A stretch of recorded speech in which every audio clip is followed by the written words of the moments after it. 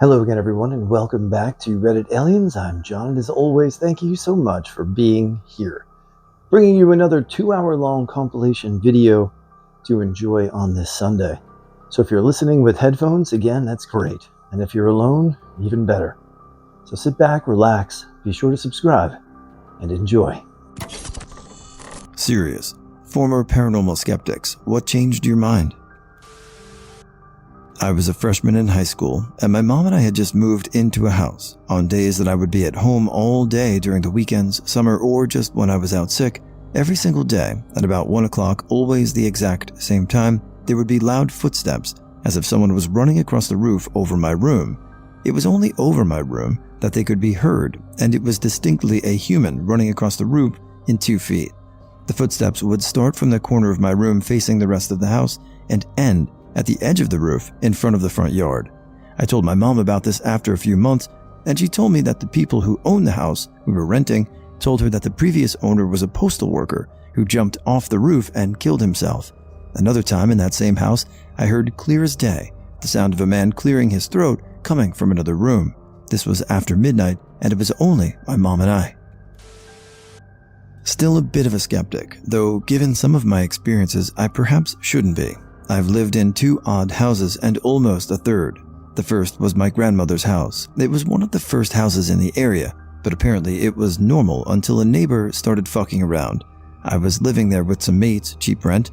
All of us had the normal kind of stuff, small lights and shadows moving down the hall and phantom knocks. The constant feeling someone was watching you. The feeling was bad enough that no one wanted to be alone in that place, though, to be honest, I always thought it liked me. This was all well and good until we watched the third Exorcist movie. The movie, well, changed. The possessed priest turned and talked to us. For over 20 years, I believe I had some kind of psychotic break. However, about a year ago, my best mate was telling my daughter about the accursed place, lights, shadows, etc. Then he talked about the time the telly talked to us. Thing was, we never talked about it. Both of us were afraid we were losing our shit. The second was the first place I lived in with my future wife and mother of my children. Normal house with an abandoned car out the front. No heebie-jeebies during the inspection, not setting off my weird shitometer, though the garage was cold. It got progressively weirder. My girlfriend saw a shadow in the mirror whilst she was showering. My friend who lived with us started hearing crying late at night. Oh, and our dog refused to enter the garage. She would follow my girlfriend everywhere except there. The weirdness peaked when the CD player played by itself. The worst part was the song Like Suicide by Soundgarden, over and over again. Inspected the CD and no scratches. We eventually spoke to the neighbors and found out what happened. A young bloke had gassed himself in a car. What car? Well, the one parked in front of the house, of course. We got the cops to remove the car, and the problems dissipated. I've always been open to believing most things. I think it's a little arrogant to think that there aren't things about this world that we can't explain, see, or understand. However, I try to remain skeptical, always on a maybe there is, maybe there isn't point of view. As a kid, I had several experiences that made me believe, but I was also the youngest in my family and the prime target for pranks, so it's hard for me to tell what I imagined and what was real. Most of it probably imagined. Until this one time. We moved to the suburbs when I was in 2nd grade, and that house always gave my brother and I the heebie-jeebies. Your normal paranormal activity stuff that can either be explained or that people just don't believe. All of the cupboards being open, mom calling you into the room when she isn't home, footsteps, those kind of things. It wasn't until I watched my dog get smacked out of the air mid-jump that I was convinced. He was a Great Dane, so a very large dog. We were in the backyard playing, and he's doing his kangaroo thing. Danes do this thing where they are excited, where they almost jump a lot, much like zoomies but bouncy. He was bouncing at something like he was playing with someone, and then mid-jump, his body flew to the side and he yelped and ran inside with his tail between his legs. The other 2 dogs followed, tails tucked, and my friend and I were just left standing there like WTF just happened. He had a heart attack in that same spot 1 year later and died. I actually have plenty now that I think about it. My best friend died a couple of years ago, and a week after his funeral, I was driving on a pretty quiet highway in a snowstorm. An Erykah Badu song came on that I used to sing for him all the time, and I broke down crying while I was driving. I sang that song for him the day we met, and he asked me to never stop. I had never experienced grief like this before. I literally wanted to die sometimes. Anything to make it stop hurting. I thought that I would never be able to feel companionship again, that I would be alone for the rest of my life without him. So, I'm driving down the highway, in the snow, feeling these feelings and crying. All of a sudden, it felt like somebody from my passenger seat slapped me in the face really hard, and then the car in front of me slammed on its brakes. I would have hit him at 70 miles per hour if I wasn't jolted out of the zone I was in. I pulled over and just sort of froze. One thing to note about my friend is that he had the absolute best hugs. Almost everyone mentioned it during the memorial and still talk about it today. Truly, the best hugs. He was a big guy, so it literally felt like a giant teddy bear wrapping its arms around you with all of the love he has to give. I will never enjoy a hug again because I will never be hugged like he did. While I was sitting there crying, it's difficult to describe. I felt this warmth all over, inside and out. It felt like I was being hugged by him, and in my head, I heard his voice telling me that I was being melodramatic and that I can't give up, reminding me that I'm capable of handling this. Slapping me to save my life and calling me stupid for wallowing is absolutely something he would do. I heard his voice in my head, but it was louder than a thought. It's hard to explain, but it was like I could really hear him just inside my mind. Instantly, I felt like I was going to be okay. I felt happy even, like this overwhelming sense of almost closure. I knew that I was going to be okay, and I knew that he was not in pain anymore. And that meant that he was okay too. We both struggled with our mental health and found solace in each other. I like to imagine that he mustered up as much strength as he could to make sure that I was going to be okay, and he did. Of course, grief is still hard, but after that experience, it's been something that I'm okay living with most of the time. He would have wanted me to know that he's all right now. He would have known that it was going to eat me alive, and he made sure to let me know so that I would be okay. One of my friends growing up went to Temple University. One of his professors was a UFO skeptic and decided to write a book debunking UFO sightings. Apparently, he did a lot of traveling for other purposes, and though about interviewing people who claimed to have seen or been abducted by UFOs. Halfway through the project, he gave it up because a number of the abduction accounts had eerie details in common. The professor assumed that there would be cultural differences in accounts from around the world, but found that people in isolated rural China told the same story as people from European cities. He considered writing a book about his experiences, but knew firsthand what that would do to his academic career. I woke up to some awesome replies. I'm trying to read them all, and I will as I go through the day. Here's a story from myself in the meantime. I heard knocking on one of the glass windows in my house 2 nights ago. Straight up knocking on glass. I thought someone was creeping or going to try to break in, so I checked the entire house before walking around the house outside. Nothing. No footsteps in the snow or anything. Creeped me out. I have other stories and pictures of disembodied faces, abandoned house, in windows too. One time I visited a Civil War battlefield. There's a house that sits close to the battlefield that acted as a hospital and is supposedly haunted. I creeped on all of the doors and windows and saw nothing. Then I read the plaque in front of the house, and the front door, which was chained and locked, started violently shaking. There was no wind. Creepy stuff. Okay, so this is my story. When I was 14, me, my friends, and their parents went for a walk in the scrubland of our village. At one point, we found an almost whole wild boar carcass, only the bones remained. I don't know why we start to assume with, and I took the boar's skull in my hand and I started shouting, "I'm going to eat you, I'm going to eat you." It was pretty funny at the time. Then, we left the bones and we all went home quite late. Suddenly, I went to bed straight away, without even taking a shower. I was really tired, but kind of unusually tired in my opinion, and I fell asleep pretty quickly. This is where it gets really weird. I woke up in the middle of the night, and I was really sweaty, but really. I began to have a big cold sweat, like when you were about to vomit or faint. I felt really bad and wanted to tell my mom that something was wrong, but I just couldn't move. I could only have my head and my fingers. I felt pressure on my elbows and on my chest. It looked like someone had put a stone on me. I was really struggling to breathe. I started to cry because I thought a thief was on top of me. It was creepy. And that's when I got really scared. I started to hear, "I'm going to eat you." But it was strange. It's like a thought coming from within you, but it's not you saying it. As if someone comes in you and says it's something there in you. And after, nothing more. I must have vanished or calmed down and fell asleep, but it's a complete blackout. After that, I immediately thought it was the spirit of the boar who was not happy that I used it as a game. It may sound ridiculous, but when something like this happens to you is much less. The next day, I contacted my friends to find out how was their night, because they had also touched the skeleton, and they all told me that either they slept very badly or that they had nightmares. Voila, this is my experience. P.S. I don't write English very well. I hope it's understandable. My family was deeply evangelical. We didn't believe in angels or demons coming to us or that dead relatives could be contacted, anything like that. They legit called it Catholic propaganda. When I was 16, my parents were going through a pretty bad divorce, and my mom moved out to an apartment where both of us were living.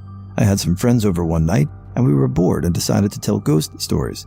At some point, all of my lights went off, and the door to the balcony opened. It was a sliding door, so it couldn't be the wind. I also lived on the 4th floor, so it couldn't be an intruder. I brushed it off as strong winds and went to sleep. My friends were scared shitless. Fast forward a few weeks, I came home from my then boyfriend's house late at night and went to take a shower. When I was ready to sleep, I opened my mom's bedroom. It was the only one with air conditioning, so we shared it. And there was this 6-foot-tall woman in a nightgown standing right by the door, hunched over. She had long black hair like my mom, and I couldn't really see her face, but I thought it was just my mom getting up for a late-night snack. I called, "Mom, sorry for coming late, didn't mean to wake you up." No response, and she walked past me without looking. I turned my back to see if I was hallucinating, and sure enough, she was gone. That night, I had a horrible sleep paralysis episode, and to this day, I see that woman haunting me in my peripheral vision when I'm walking home at night. I don't know who she is or what she wants. She's never hurt me or anyone else, but she made me believe ghosts are real.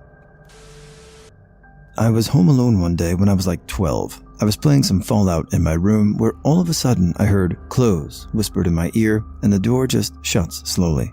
I've been spooked about it ever since, and now that I think about it, it was probably just a dream. There was also another time I had a dream and just saw myself sleeping. Don't know if that counts, I just think it's spooky. As a kid, my best friend's younger brother claimed he had an imaginary best friend, and he would often be playing and talking to this friend.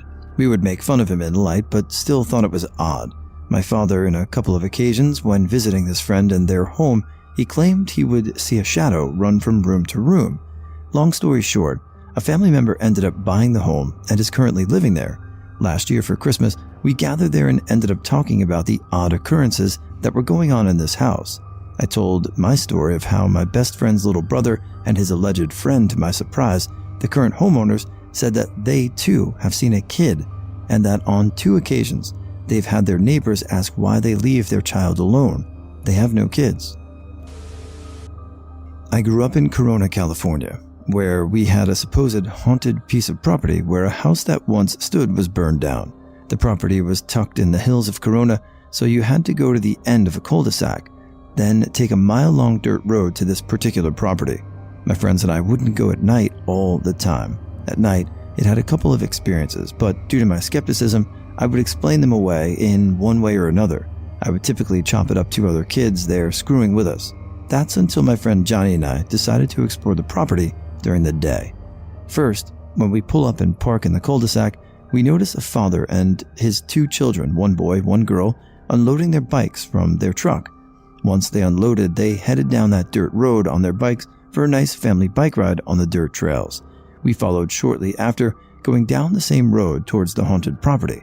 My friend and I stayed taking pictures and screwing around at the burned down foundation while the family kept riding ahead.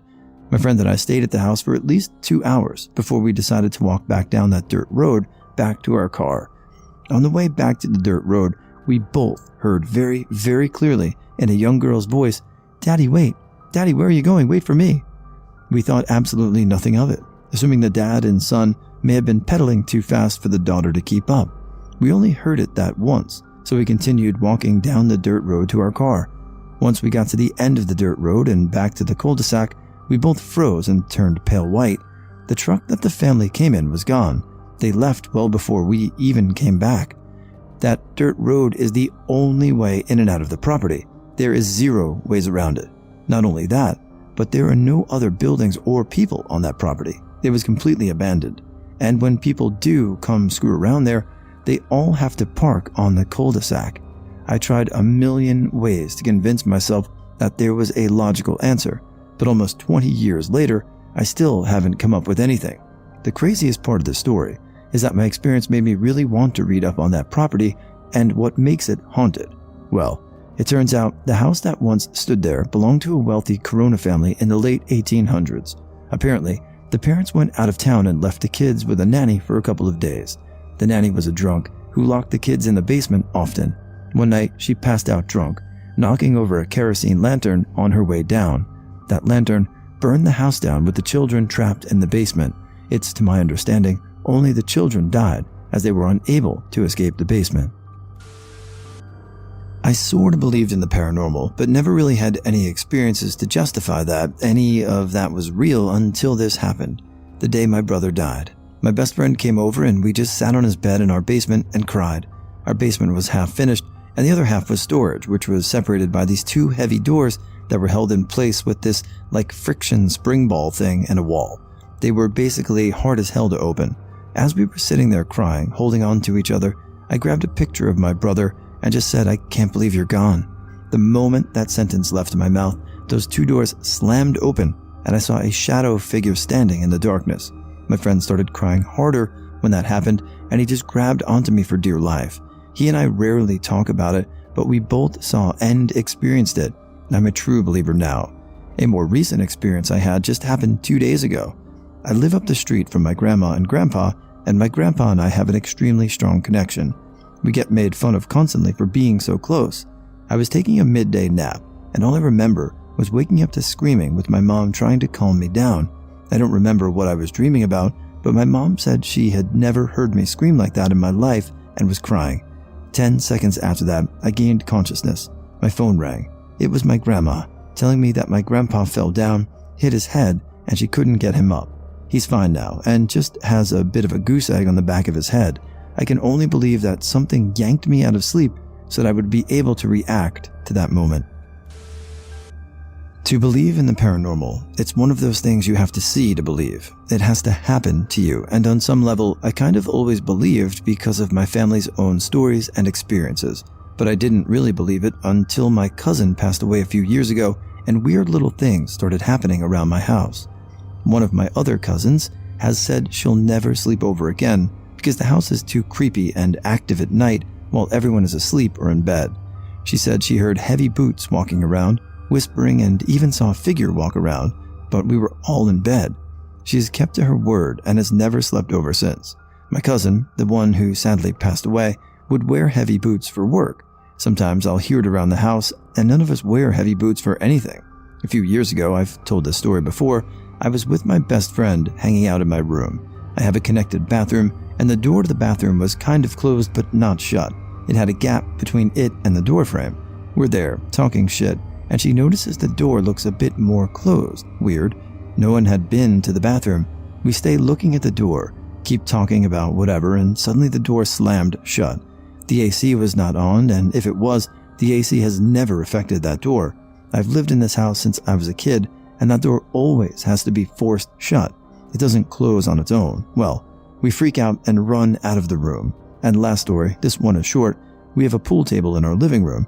The living room is kind of separate from the rest of the house. It's dinner time, and we're, parents, siblings, and I, all eating in the kitchen, and down the hallway in the living room, my dad and I hear a billiard ball move and hit another ball. So we go look. It's dark. There's no one there, and there's no way for those billiard balls to move alone. But we both very clearly heard them move. I got the biggest chills I've ever gotten. We laughed it off. I put all of these experiences down to my cousin communicating with us, messing with us. It's the type of thing he'd do alive. He liked to mess around. Serious. What is your creepiest, most unnerving experience? Posted 1 day ago. When I was 15, I lived on a ranch and cared for my great-granny. The only people around were people driving on the highway down the hill and the neighbor that lived a few miles away. One night, at around 2 a.m., a man knocked on the door and asked to use our phone. We didn't have any cell service or internet service out there, or landline. The fact that he knocked on the door meant that he hopped 2 locked gates and hiked up a hill. I was so scared I just said, "No, go away, I have a shotgun." He left. I spent a year in Thailand when I was about 8 years old. While celebrating their New Year, Songkran, this big truck of people stopped near where we were standing. This lady jumps off the truck and walks up to me smiling and grabs my arm really hard and starts pulling me towards the truck and almost got me on when my brother comes running and asks me where I'm going. The lady let go and the truck quickly drove away. I didn't realize until I was way older that I almost got kidnapped in a foreign country. Was coming home to my place at night when I used to live in the city with my roommate at the time. The key didn't work for the front door, so I always had to use the back door that led to our kitchen. The door had that blurry glass window on it, not sure what that's called, but as I was turning the key, I could see a figure walk by real fast. I assumed it was my roommate, so I went to my bedroom, then checked his room and couldn't find him. I finally went down to our living room, only to find the front door completely open. I called my roommate and asked where he was going so fast and why he left the front door open. He told me he hasn't been to our place in a couple of hours. So yeah, I was walking into my house while someone was snooping around.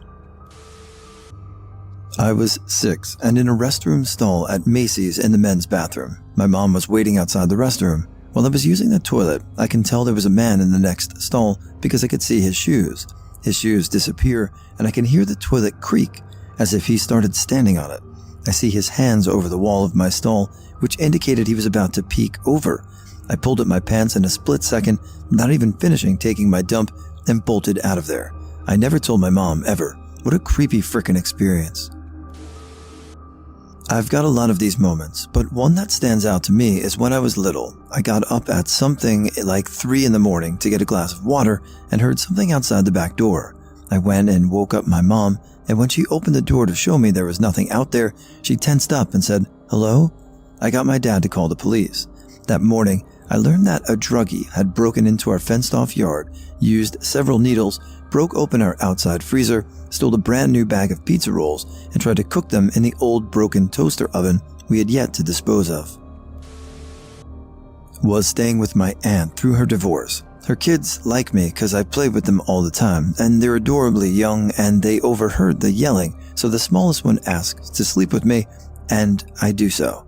I wake up in the middle of the night to heavy breathing, like grown man catching his breath, and I saw a figure and felt him pull the blanket up to get at the kid.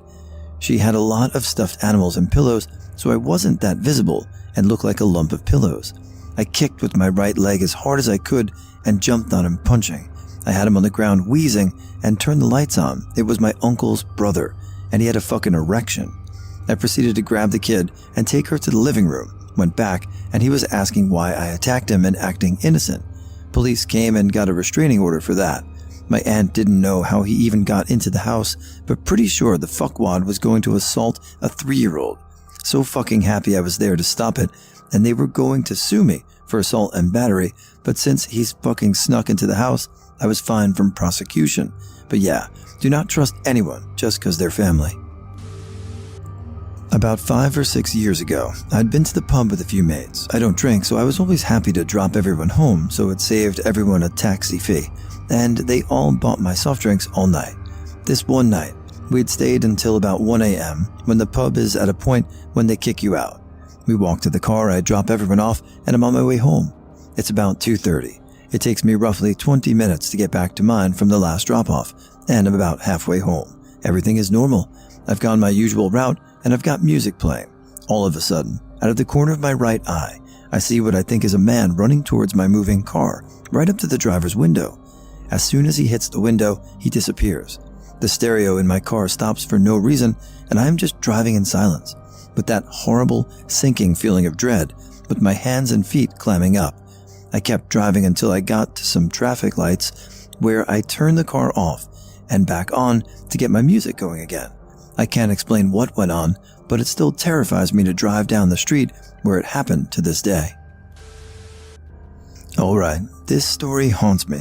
Basically, I was 17 and working at a high-end retail shop in a big shopping center, literally the last place you'd expect a ghost story. The shifts used to run quite late over the Christmas period, as we'd be open as late as 9 p.m., so it was dark and quiet for a long time. One particular winter night, I was on a late shift with 2 other coworkers. My 2 coworkers were on the shop floor, and I was out back taking stock and putting away stocks. If anybody has worked in clothes shops with large stocks, hopefully you'll know what I mean when I say the clothes are stored in rolling racks, like shelves on wheels, and each rack is controlled by a wheel on the side, which you spin to move it along the rail. You can also lock the shelves so they don't move. I know that people say this all the time, that they know they did something, but I truly do know that I locked the shelves, and I know this because I was climbing the shelves, using each row as a ladder to reach the top sections. Had they not been locked, I couldn't have done this, as the shelves would have rolled. So, I climbed down to grab some more stock, and as I turn around, the lights turn off. Now the lights are movement triggered, and I was moving in the space, but even so, sometimes they turn off. For some reason though, this plunge into pitch black raised all the hairs on my neck, and I froze in my place. There are no windows out back, so no light at all. When the lights flickered back on, all 3 shelves, all of which I had locked in place, were rolling towards me on their rack, completely unpushed. I have to emphasize that firstly, they were locked, and secondly, if you know what I'm on about, these shelves are heavy. They require pushing and won't move on their own. It's probably quite unprofessional of me, but I couldn't stand another minute, and I dashed out into the shop floor, completely unable to speak. Luckily, we're a small team, and I'm quite close with all my coworkers, and my boss could see me visibly shaking. Once she'd calmed me down enough for me to tell her what happened, she said, "Come on, let's just go check the security cameras and see what happened." Here's where it gets really creepy. We went into her office, brought up the security footage, and all that had been captured was the moment the lights went dark, and then it skipped straight to a minute later, and you see the door shut after me as I dashed onto the shop floor. The 30 seconds, a minute, where the shelves rolled towards me was completely unrecorded. Creeps me out just rewriting it. Some friends and I were camper camping in rural Northern California. Their family had a piece of land they leased near the river and had set up a little campground of like 3 trailers and campers. Obviously not as luxurious as a cabin, but you didn't have to set up a tent each weekend and could invite some friends. It had a perimeter of a bamboo fence, which gave the illusion of privacy, but obviously wasn't really going to keep anyone or anything out. That night, we hiked up to a vista above the river to smoke a J and look at the stars. Suddenly, from what seemed like across the river, we heard a blood-curdling scream, then dogs barking. We realized it was a mountain lion, which sounds like a woman screaming. Look it up on YouTube, utterly terrifying. We froze, and about a minute later, heard the scream again, but this time it sounded much closer. Obviously, we decided it was time to hightail it back to camp. The walk was about 5 minutes, but of course felt like forever. It took everything in us to move slowly and not sprint down the hill. We had no flashlights, just the moonlight to guide us, and I kept catching glimpses of what seemed like eyes shining in the dark. I can't tell you how vulnerable the back of my body felt on the walk. Every animal instinct in me was terrified of something coming up from behind. We made it back without incident and all took shots to calm ourselves. Maybe you had to be there, but it was, for sure, one of the top 3 most terrifying experiences of my life, and I've had knives and guns pulled on me, etc. LOL. Where I live, there's this phenomenon called the Lindsay lights. Basically, a bunch of people who live out here have seen lights appear above the tree line around the bluffs in the area, and they behave strangely, so essentially UFOs. There's even a book about it by a lady and her family who lives in the area.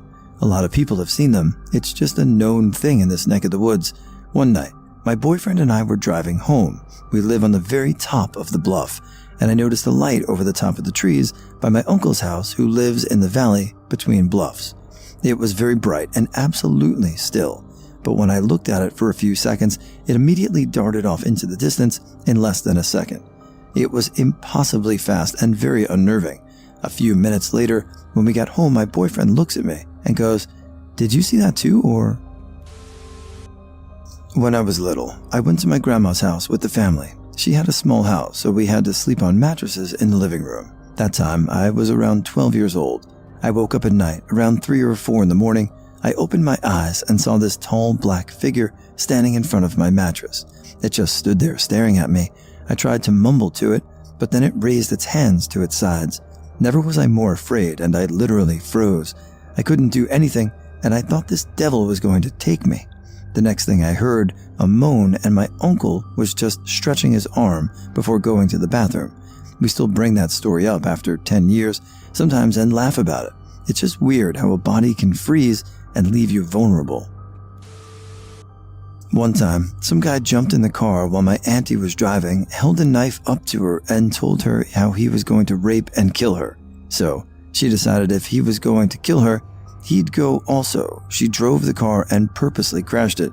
The fucking guy charged her with attempted murder, and she got jail time while he got off scot-free. When I heard about it, I fucking raged. Edit. For those who are asking, this was in Canada. It happened in the 2000s. Some details might be a bit off since I was somewhat young at the time, and she got charged because they somehow flipped it on her that she tried to kill him. My friend and I were 11 at the time, and were out walking my dog around our neighborhood one night. I live near rural suburban Illinois, so anyone from around there knows what I mean when I say it's cornfields, houses, and just more cornfields wherever you go. We were ding-dong ditching and managed just fine since my dog was pretty chill and never barked or growled. We're alongside the back of the neighborhood now since we walked in a long circle. It was just a road with about a football field length grass clearing and then more towering corn stalks parallel to the street. Everything was going normal until my friend and I rung a house, then ran into the clearing and dove to the ground. We were about 30 feet into the grass. Now, important to note that earlier in the week, my neighbor's relatively decent-sized boxer had gone missing. I had been in this clearing before, played soccer and football there countless times, but when we sat there waiting for our angry neighbor to come out, something drew me to look away. Not a noise, but rather my dog's intense shaking. She only did that when she was focused so heavily on something, I would have to directly touch her eyeball to move. She was turned around staring, and when I turned, I noticed something at this wall of corn staring at us. I thought I was just seeing things, but it was definitely big enough to make out its shape, even without any light other than the moon and street lamp at the far end of the street. Thinking back, there's no way I should have seen it, but goddamn, I somehow did. Once I looked, I couldn't take my eyes off of whatever it was. I thought it was a person, but I shrugged the thought off because they were at the edge of a cornfield at dusk. What does that, right? When I turned to my friend, he was white in the face. He asked if I could see it too, which I whispered a yes to because I still couldn't make out what I was seeing. We still don't know if it's a coyote, person, bear, wolf. I mean, we were really sitting there silently, freaking out, deciding to run or what to do instead. We decided to sort of army crawl toward the street and houses, and almost at the exact second, we turn to start running. We see the figure go back into the corn. We get home and say nothing to my parents, off to sleep, and he leaves the next day with no incident. Later that evening, police show up at the door asking if they had seen a man who was wanted for stabbing his girlfriend to death along with his 2 sons. My parents turn them away and say they haven't seen anything lately, but luckily I was eavesdropping from the stairs and chimed in. Now, maybe I shouldn't have been so quick to assume I was 100% correct and tell these cops they had to listen, but I'm fucking glad they did. I take them to the field with my parents and point to where I saw the figure in the corn last night. I was so terrified about last night, I told them I saw him there last night and was sure of it. Lo and behold, they bring about 9 cars out to the street and enter the cornfield. After 15 minutes, we hear a scream, and one of the officers ended up finding the boxer that went missing above, completely gutted. After about 45 more minutes searching, I hear a ton of screaming, followed by orders and more shouting. Out comes a cop with this fucking psycho cuffed in front of him. Same guy from the picture. I couldn't believe it. I was down the street when they were walking across the clearing since I was not allowed to be near the scene. The creepiest part about all of this is he was staring directly at me the entire time he walked.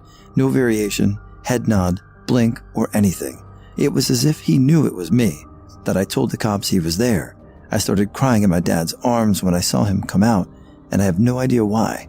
It felt like I did something wrong, and that I was going to pay for it eventually. My parents always claimed I imagined that look, but it led to me having nightmares for a few months at least. Sometimes I still get night terrors or sleep paralysis, and I see the figure coming after me. 9 years later, I'm the only one here allowed to be legitimately afraid of cornfields. When I was 16, I started driving by myself to my mom's house for weekend visits. Divorced parents, I went to her house every other weekend. One route was all major highways and interstates and went through some bigger towns. The other route was in the country and was mostly small highways through fields and whatnot. I decided on one particular trip to take the rural route because I thought it was prettier. This is the Midwestern USA, if that gives any context for the scenery. About 2 hours into the 4-hour trip, I passed the guy in a car and looked over as I did, and we made eye contact. Something gave me major creepy vibes, but I just ignored it and carried on. I noticed he was taking the same roads as me about a half an hour later, after I'd made about 2 to 3 turns. He was also staying pretty close to my truck, even though I was speeding.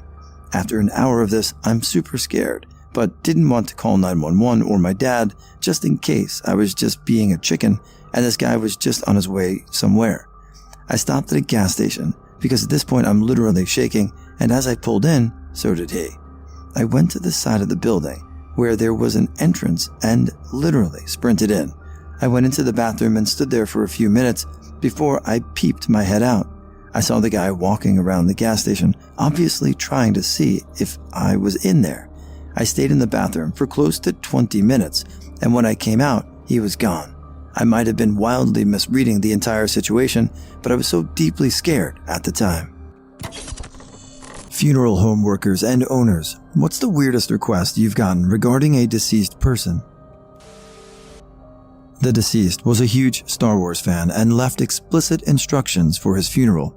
As funeral organist, I was requested to play Star Wars principal themes on the grand pipe organ for prelude music, processional, and recessional. As I once described, pallbearers were dressed in main character costumes, and Obi-Wan Kenobi gave an inspired eulogy, drawing upon memorable moments from the series.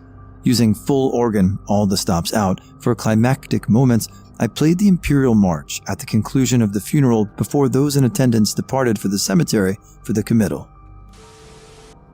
Not a really strange request, but definitely one that has stayed with me. I once helped conduct a service for a gentleman who passed away of old age. He and his daughter were very close.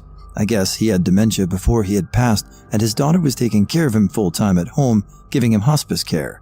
He apparently loved the song Memories by Adam Levine, as it came out before his diagnosis. His daughter made it a tradition to play it to him every night, because it was something he enjoyed listening to, even if he didn't remember why. So she asked us to play this song on loop for the entire graveside service. Now that's all I remember when I hear that song.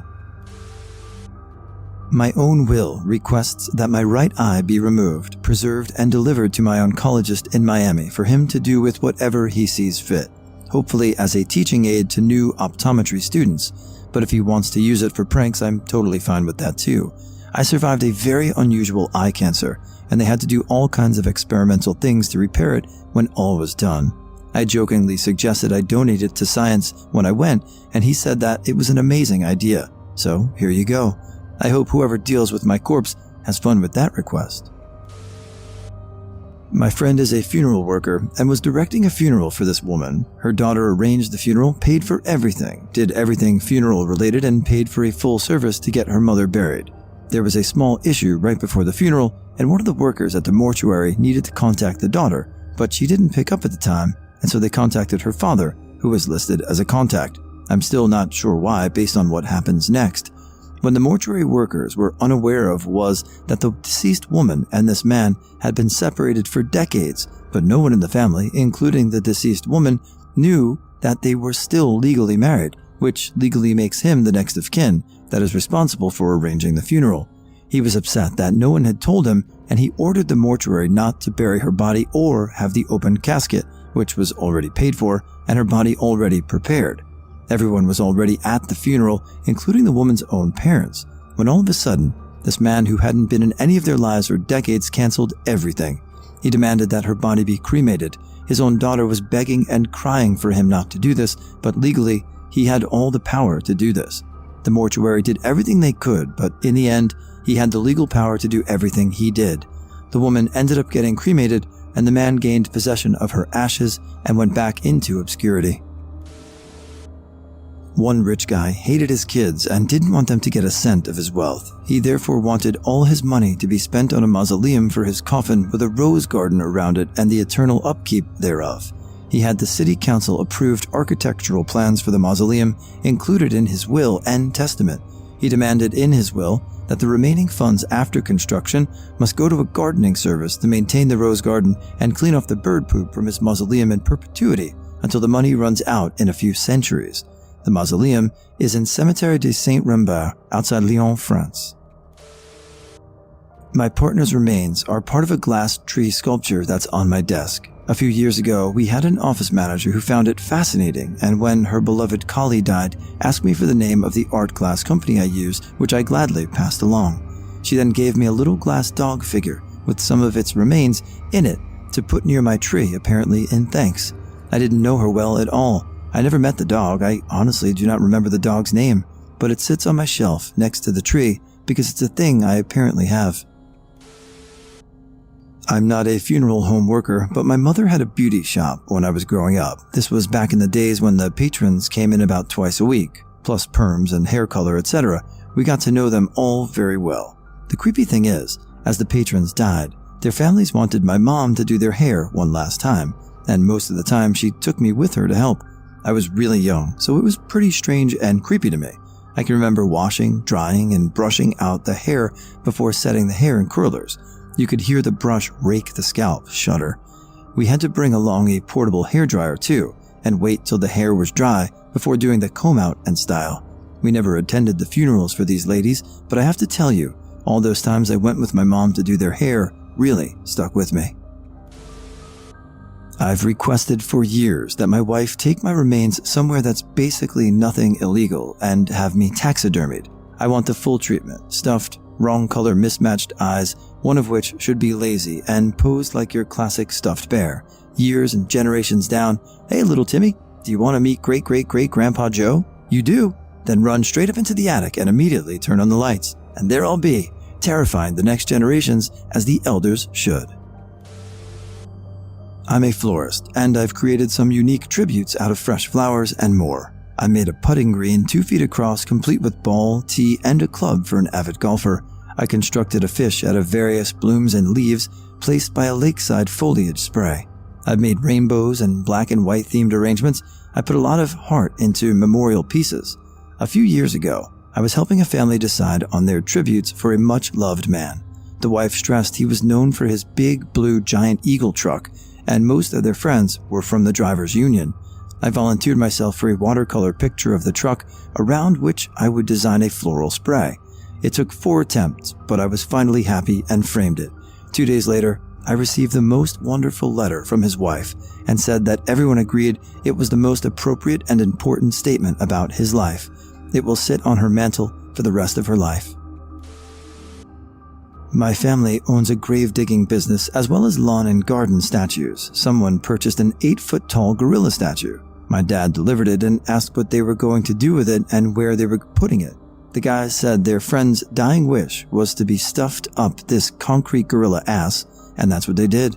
They drilled a hole in the ass and put their buddy's ashes inside. For me, I'll never forget the time I was asked to retrieve a man's prosthetic eyeball from his corpse. I can't imagine what they would want to keep that for. Also, there was the time I had to pick up a woman's amputated leg from a hospital. She wanted it cremated so she could mix its ashes with the rest of her after she died. Not a funeral home employee or owner, just the daughter of a person who didn't want their funeral to be a sad affair. My mom passed away quickly from cancer in 2019, but she had her entire funeral planned out and paid for. Turns out, she told the funeral home she wanted 100 balloons surrounding her coffin and for the balloons to be given out to those who came to mourn with us. She wanted to bring a happy moment in the midst of sadness. In high school, my friend Vinny told us he had already decided how he wanted his funeral to go down. After a lovely service, everyone will head to the cemetery. At the graveside, doves will be released for mourners to shoot, food and heavy drinking to follow. I don't want to wish death on Vinny because he's a great guy, but I cannot fucking wait to go to this funeral. I sincerely hope he hasn't changed his mind about this, and again, I don't want him to kick it anytime soon, just before me. My parents owned a small business next door to a funeral home, so we knew the guys who worked there pretty well. When my grandma was diagnosed as terminal, she wanted to plan her own funeral, so one of them came round to our house to make the arrangements with her. He was a really young guy, barely out of school, the son of the main funeral director, and was still an apprentice who had never done a funeral by himself. When he asked my grandma whether she wanted his dad or his uncle to do the funeral, she told him she wanted him to do it. He started to refuse, saying he didn't have the experience yet. He might not do it well. He wasn't at that point in his training yet, and he was just here doing the admin, etc. She insisted on him doing it because you need the experience eventually. Might as well do your first one for someone who doesn't care if you mess it up. He did it, and he was great. This was kind of odd, but the deceased person's family requested that he be dressed in a black suit that contained a patch of his mother's flesh sewn onto it, like a dead, rotting patch of skin. It stank to high heavens and made me want to barf, like my head was throbbing from how bad it made the coffin stink. Also, for the processional, we were requested to play an original piece wrote by the deceased, by the aunt of the deceased. It was a surprisingly decent piece. However, it requested the use of a stonkelflügel as an instrument. They also requested we stuff the deceased's penis to make it look like he had a giant wank. We tried, but it really couldn't fit the amount of stuffing they wanted to use. Either way, they were rich as fuck, so not gonna argue.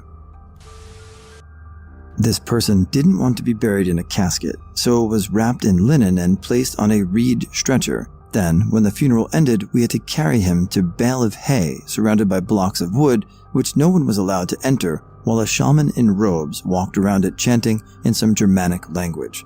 That was some kinda weird shit. Have you ever experienced a supernatural event?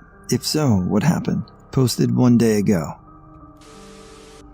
I was on a cruise with a couple of my friends. One night I saw the silhouette of a large man staring at my friend who was in the other bed. I thought maybe it was my other friend who was staying in the bunk bed above me, trying not to bump into anything, so I whispered his name. The silhouette immediately turned to me and reached for my foot. I quickly turned the light on and there was no one there. The next morning at breakfast, my friend said it's the weirdest thing. Last night I thought I saw the silhouette of this huge guy staring at me, but I turned the light on and there was no one there. Freaky. Kinda weird, but here's the setup. My grandfather owns a metal working shop on top of the mountain a bit into the woods. We mostly build trailers. Now, every year around Christmas time, my grandfather gets really depressed due to him not really having any family left except me and my mother. Well, every year he tells me his brother, who he was the closest with, Spirit, would visit, and I would never believe him until one year our shop radio went weird, and then you could hear whistling from the radio, and my grandfather burst into tears, saying that it was his brother's whistle. We've also had different grinders and lights turn on out of nowhere at the time of the year. My dad was murdered a few years ago. When I returned back to work, still sad and beside myself from the whole horror that my family had to endure, I asked my father to show me a sign that he was okay. I was in furniture sales at the time. My first customer comes in and looks around at some sets she liked. She was moving into a new home she had just purchased. She finds a set she wished to purchase, and I sit down with her and start to take her information. When she tells me the address of the place she just purchased, it turned out to be the first home my dad and I had moved into after my parents divorced. I, of course, was in total shock. I had to have someone else finish the sale for me due to the fact that I was in tears, knowing it was my dad who sent her my way to let me know he was okay. So nothing too spectacular, but one night a few years ago, I was driving home from a friend's place at like 2 a.m. I was on a very long, straight road when I looked back and see one headlight around 300 feet back. I thought it was a motorcycle or something, but it never got close enough to see. Eventually, I got to a stoplight, and I looked back and the light was gone. Remember, I'm on a long, straight road with there's nowhere it could have gone. I thought maybe it pulled over so the guy on the bike could piss or something. I wasn't at all concerned at this point. I continued on for about another mile when I looked back, and it was there, a little closer this time. Then I hit another stoplight, and the one light behind me would disappear. This happened the entire time I was on that road and don't really know what to make of it. My dad was drunk and was about to beat the hell out of me, and my closet door opened into his face with enough force that it stunned him. It scared him enough that he left me alone after that. We kids had been telling our parents about the black shadow men ever since we'd moved into that house, but they were never able to see him, and that was the moment my dad believed us. That was also when I knew the ghost stories had some basis in fact. Before that, I had just thought that we were seeing things, and it wasn't anything real. I've had several. My house has been in my wife's family for 4 generations. Her great-grandfather always smoked a certain brand of cigar. On occasion, we will catch a whiff of his cigar, and one time she told me she heard a contented sigh in my son's bedroom doorway when she was tucking him into bed. Also, when we had a video monitor for my son's room, we used to sometimes see an orb go across the room shortly after he went to bed. The school I work in has some weird stuff going on sometimes. Toilets flushing on their own, shadows in the hallways. I've heard a basketball bouncing in the gym, which was empty at the time. On one occasion, my dustpan went flying off a table with no one anywhere near it. Another custodian has heard a woman scream late at night when the school was empty. I was working as a photographer at a summer camp, and I would stay up late at night editing my photos in the office. One night, my boss told me that a guest had injured their leg and they needed to drive them to the hospital. My boss was staying in a platform tent on top of a wooded hill and asked if I could go stay in the tent with her kids, who were sleeping, until they returned from the hospital. No problem. I get to the tent, lay down on a bunk bed, and try to get some rest. A couple hours later, I see a light coming up the hill and thought it was my boss returned from the hospital, but something about the light seemed off. It didn't look like a normal flashlight. It was bright white, orbish, and it wasn't bouncing like a flashlight would when someone is walking, and there was no noise like footsteps. The light got to our tent and just kind of sat there at the top of the entryway, which was probably 6 to 7 feet high. No noise. I thought that was really strange, so I pulled out my flip phone and noticed the time, 12:20 a.m., and shined the light from the phone's screen onto the doorway. The light then disappeared. No one was there. I didn't feel threatened or anything and thought maybe I was dreaming. I went back to sleep and then returned to my cabin an hour later when my boss got back.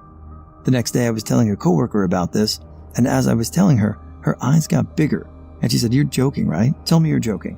I asked her why, and she said that she and another staff member were outside the administrative building about 100 yards from the bottom of the hill I was on at 12:10 a.m., and they saw a light moving toward them. They started yelling at it, asking who it was, because no one really should have been out and about that time of night. The light never responded to their yells, it just kept moving closer and closer to them, so they ran inside the admin building to hide. 10 minutes later, they noticed it was gone, which is when I saw it at 12:20 a.m. When she told me this, I realized that the light didn't approach from the front of the tent on the trail, but from the back of the tent, which was facing a very steep hill with tons of fallen trees, thick blackberry bushes, stinging nettle, and tons of foliage. I've tried walking up that side of the hill in the daylight before, and it was dangerous and incredibly difficult, but that's where this light came up the hill. I still have no idea what the light was. Back in '72, my older brother and 2 sisters were sitting lined up in front of my mother's second husband in the living room as my mother came crawling on all 4s from another room, acting like a cat. Then I could see the image of a tiger surrounding her, and she started rubbing up against my stepfather like a cat. For years, I thought it was a dream, until about 10 years ago. I told my sister about this weird dream that I keep recalling. She told me to shut up, and we were not going to ever talk about that again. I'm convinced my high school was haunted. Like one time I was sitting in class and I felt someone tap me on the shoulder. I turn around and there's no one behind me, and it's not like the students next to me did it either. Another time I was walking down the hallway in front of some mirrors wearing my backpack when I felt someone lift up my backpack and let it go. I figured it was one of my friends messing with me, so I said, "Hey," and glanced in the mirror to see who it was, but there was no one, like not a soul nearby. It was weird. One time on holiday in France, my parents and I were staying in this hotel that had just been opened. The room basically consisted of a living room, a bedroom without doors, and a tiny kitchen. From the bedroom you could see straight into the kitchen. Also, the kitchen had this window that looked out the living room, if that makes sense. Well, first time it happened when I was there by myself, standing in the kitchen. My parents had gone back to the car for a sec. I suddenly saw this black figure standing in the living room that looked like it was just a head and torso, no legs. I freaked out and it disappeared. May have imagined that. Later that night, I was sleeping in the same bedroom as my parents but in a different bed. My mom couldn't sleep. Suddenly, she sat straight up and stared at something straight ahead in the kitchen. She noticed I was awake and asked me if I saw it too, and yes, there it was. That same black figure I'd seen before. We did not sleep well that night. Thankfully, it was only for one night, but that was definitely the creepiest hotel I've ever been to, no matter how modern and refurbished it looked. Yeah, back when I was a boy living in an apartment in Texas. First, I had a lot of vivid dreams and nightmares while living in that place. People in my room or the apartment that I didn't recognize, often kids that tried to play with me or adults that tried to talk to me. The nightmares were mostly of being chased or tense situations that I didn't quite understand. During the day, I would often see strange things or hear weird noises, but when I took a second look or stopped to listen, they weren't there anymore. I also did have a few imaginary friends, similar to the dreams, where another kid was in my room playing with me. They were as real to me as anyone else. However, when my father would come in to check on me, they just wouldn't be there anymore. I shared some of these things with my father. He shrugged off many of them, but I'm sure few would have had me sitting with a psychologist if we had the money to see one. He started experiencing some unexplainable things too, though. One night, in the middle of summer, we both woke up to just pouring sweat to find the heater was on full blast. This should have been impossible, as the heater was on a separate breaker that my father kept off during the summer. For that heater to be on, someone had to have flipped the breaker and turned up the thermostat. I couldn't reach either one. Several times, we would hear a loud noise in the middle of the night. My father would jump up thinking someone was breaking in, only to find that all of the magnets that were on the fridge were now sitting in the sink, about 4 feet across from it. In similar incidents, picture frames would fall off the wall only to be found standing straight up on the opposite wall. My father ruled out someone coming into the apartment while we slept. The front door was right next to his room and made a very loud sound when opening or closing. The sliding glass balcony door had one of those bars that made it impossible to open without removing it. There was an attic access in my father's closet, but every time that was open, tons of insulation would fall into the closet below, and there was never any sign of that. Seeing some of the old ghost hunter type shows back then, he thought to record ambient noise in the middle of the night for several nights straight. On those recordings, you could clearly hear what sounded like a group of kids playing, and it was about 3 a.m. According to my father, the apartment was dead silent at this time. Out of the 8 apartments in that building, only 3 of them were occupied. That include us, an older couple, and our downstairs neighbor who were out of town. On top of this, those kids were speaking German. From research we did later, we believed it could have been ghosts or spirits of Germans who settled in Texas back in the 1800s, but it was just a fun thought we couldn't prove. Unfortunately, my father lost the recording a long time ago. This was back when the smaller floppy disks were being used to storing most things, but we both remember listening to it. The weird incidents continued up until we moved out of the place after living there for almost 10 years. Almost all of the dreams and nightmares went away. I didn't have any imaginary friends, etc. It was just weird. I wouldn't say it's supernatural, but I had a weird experience in my sleep a few nights ago. I was sleeping, and in my dream, things got weird, like everything froze. Mind you, this was not a nightmare, and to be honest, I only remember this part of the dream. And then I hear a static, computerized robotic noise deep inside of my head, metatype, outside of my dream, and I woke up covered in sweat and wanting to throw up. It was bizarre, and it's never happened to me before.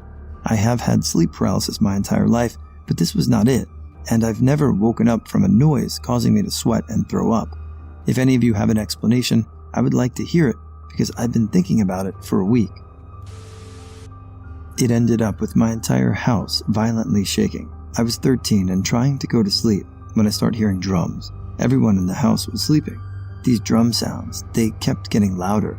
They were coming from the vents, my windows, my door, everywhere. I was scared shitless. Then it starts. My room starts shaking, more and more violently, all while these drum bangs are getting louder and louder. I hear my remote fall off of my shelf across the room. Then, all at once, it stops. The drum sounds, the shaking, everything stops. This entire experience took around what felt like 3 minutes. And I know it wasn't sleep paralysis because in the morning, the remote that had fallen was still on the ground. And the odd thing was, during this all, I felt as if I was being watched intently, with bad intentions toward me. No one in the house knew what I was talking about when I told them. I don't know if it counts as supernatural, but I was driving with someone while it was dark out. Overhead and right above a tree line or power lines, I saw a series of lights of maybe 5 or 6 in a line. They reminded me of stadium lights from their height, but I had never seen them there before. Because I was driving, I couldn't just stop, so I took the next turnaround and came back the other ways. There were no lights over the tree line, and whatever I saw was gone. I tried looking every time I passed by, but I don't recall seeing anything in the day or night over those trees. I used to live in a really old house, like 150 plus years old or so. I don't really believe in most supernatural things anymore, but there are things that happened in that house that I still can't explain. Sometimes I would see shadows of people walking in front of my door at night, but most unexplainable experiences happened in my parents' room. My mom had mentioned that she believed the room was haunted before, but I never really experienced it myself until the last day before we moved out. She had told me about how she would hear scraping noises coming from her closet at night, and I realized that I'd never really checked out their closet before, so I might as well use my last day in the house to investigate. I opened the closet door and found another door. The door was surrounded by old yellowing wallpaper and led directly into the wall, so there wasn't really any logical reason for it to be there. As I looked at the door, I felt my vision go blurry, but for some reason I didn't react. I just stared at the wall as my eyes zeroed in on the door and became this weird hypnotic tunnel vision. I started passing out, which broke the spell, and I stumbled out of the room. As soon as I was out of eyesight of the door, everything went back to normal, but that was the last time I went into that room. For the record, I don't normally pass out unless I'm in great pain or if I see bones cracking, so I still have no idea why that happened. In one of the houses that I grew up in, I had my own room with a balcony, but the frame that the door was in was crooked, so it took a lot of force to open the balcony door. I have to yank on it pretty hard, and it makes a really loud noise. It locks from the inside with a deadbolt and cannot be unlocked from the outside. Well, every now and then I would wake up in the middle of the night with the balcony door wide open, deadlock out, and sometimes my lights would be on.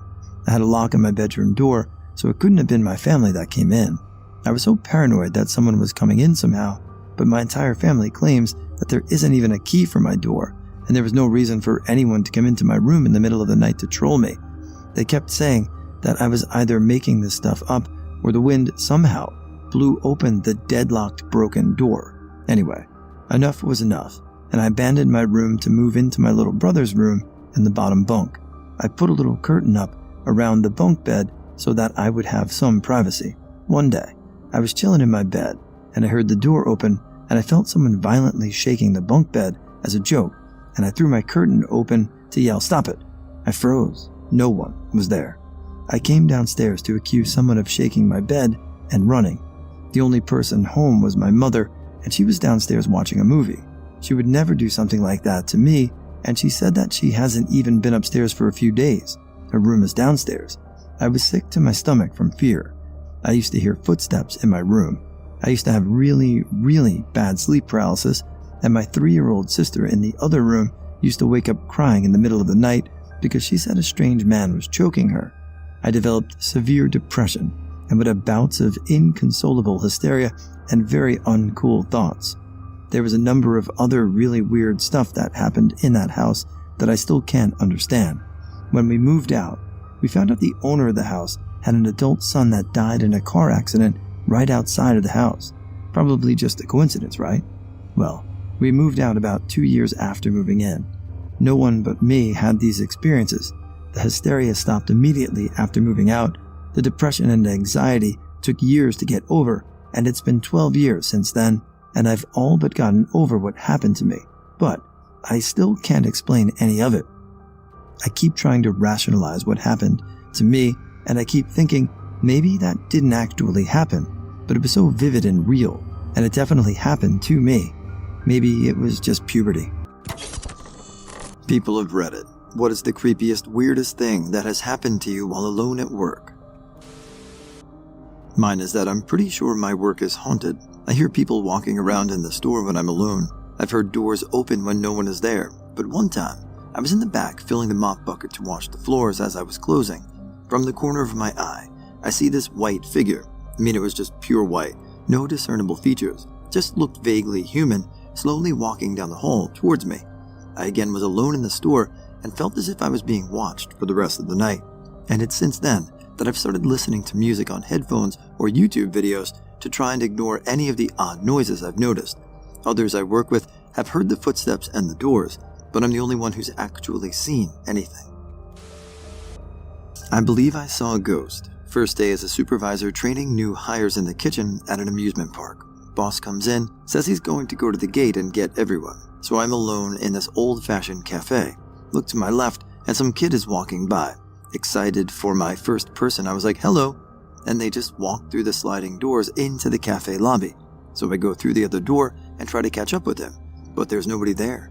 The dining area is just windows, so I could see if he was outside, but he wasn't. I told my other coworker about it later, and he did remind me that was the building 2 kids died in the freezer like 20 years before. They required there to be handles on the inside. At my previous job, every night before closing, we were supposed to head around the back of the store and pick up any shopping carts that had been left back there. One night, I was heading back there when I got this uncomfortable feeling that told me I should under no circumstance go back there. This feeling was so weird that I decided to go with my gut feeling, turn around, and lie to my manager. Several hours later, I was awoken by my manager calling me, saying that I needed to come to the store in the middle of the night ASAP. When I arrived, there were cops and an ambulance in the parking lot. Turns out, a homeless drug addict had died behind some shipping containers in the back area behind the store. Where she had died was one of the main areas we look for carts, so if I had gone back there, I definitely would have found her. Some sad truck driver had found her when he went to take a whiz in the bushes. I was super worried that I could have saved her if I had been there, but it was later confirmed that she'd been dead for almost 24 hours by the time the driver had found her. I went to grab some buckets with salt to transport to companies and stuff. We keep the buckets in an old building that used to be some military thing. When I was about to unlock the door to the room, I heard the door lock from the inside. There's no light in that room, so it was pitch black, and when I entered the room, I could just feel that I wasn't alone. Won't be going in there again. I work in a small residential facility, and people have passed away there. It's definitely haunted. You see shadow figures regularly, and doors and cabinets opened and close on their own pretty often, especially on night shift. The weirdest thing was I was helping a resident to bed, and I hear my own voice from down the hall asking, "Do you get it?" Then I hear my coworker respond, "Yeah, I got it." So it definitely wasn't just me hearing that. Nobody else in the house, and all the residents, bar the one I was helping, were knocked out.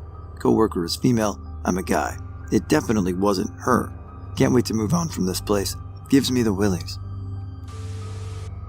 The firm I work for moved to a new office, which was previously the office of a businessman from Azerbaijan. I'm not sure what kind, but I was at the office alone shortly after we moved in, and 2 FBI agents knocked on the door and asked me if I knew where the previous tenants were. They were only there for a couple of minutes once they realized I had no idea what they were talking about, but it was weird speaking with the feds. In my childhood home, I used to hear the sound of touch typing coming from our computer downstairs when no one was there. Also, the sound of the mouse furiously clicking. Thought I was going nuts at first, but then other family members eventually admitted to hearing it too, and we just learned to live with it. Worked in a nursery that used to be an old nursing home for people who were at end-of-life care. We all jokes that there's a ghost of an old man in the upstairs nappy change, an old woman on a rocking chair in the baby room, a lady in the laundry room, and an old man in the downstairs toddler room. Taps turn on out of nowhere in the nappy change, and it's always freezing in there despite any heating elements we put in there. Our room is directly below the upstairs nappy change, and sometimes we'll hear banging as if someone's stomping around, when the children and staff from that room are playing outside and there's no one up there. In the baby room at sleep time, you can sometimes hear rocking, creaking sounds, and the doors in the room open and close themselves sometimes. Once, we heard a man talking. There's a hallway and stairs behind our room that lead to the upstairs back room, and then the door flew open. Sometimes the lights in the laundry room flick on and off. We've named the laundry room Ghost Ethel. One time, one of the girls was trying to wash clothes when the lights went off, leaving her in the dark. She shouted, "God's sakes, Ethel, turn the lights on." The lights all switched back on. We joke the reason we're getting haunted is for ruining these old people's ghost retirement by having 100 0 to 4-year-olds in the building, LMAO. I recently started a janitorial job at a mental therapy office building. It's a small building, so I'm the only one who cleans up. Some days the therapists go home and leave me alone for an hour or two before my shift ends. I work until evening, so it's always dark when they leave. Anyway, we have some main doors that have electronic locks, which only unlock with an employee badge with an audible click. Even when people are there, it's such a silent building and sound travels well. But sometimes, when I'm alone and cleaning in a therapy room, I'll hear one of the main hall doors unlock momentarily. That's why I put earbuds in and just listen to music. The less I hear, the less I fear. I live somewhere in Southeast Asia, work in a rather old office building near my place. On one occasion, I was working late after everyone else had left. I was doing my thing till I thought I heard kids laughing and playing outside my office's main door. Thought my ears were playing tricks on me, so I just turned off the music and just peeked at the CCTV by the reception table that was facing the glass door. Nobody. So I just thought, must be nothing. Went back to doing my thing, and this time I heard the same thing again, but this time it was clear as day without music. Kids laughing and playing kind of sound. I just noped out of there fast. On another occasion, went back on a weekend, empty building except the security on the first floor. It was raining when I came in, so I left my umbrella outside the entrance to dry instead of bringing it into the office. After a couple of hours, went out to take a break and saw my umbrella broken in half. I packed my shit and bailed. Creeped the hell out of me. Either that, or the security guard hates me.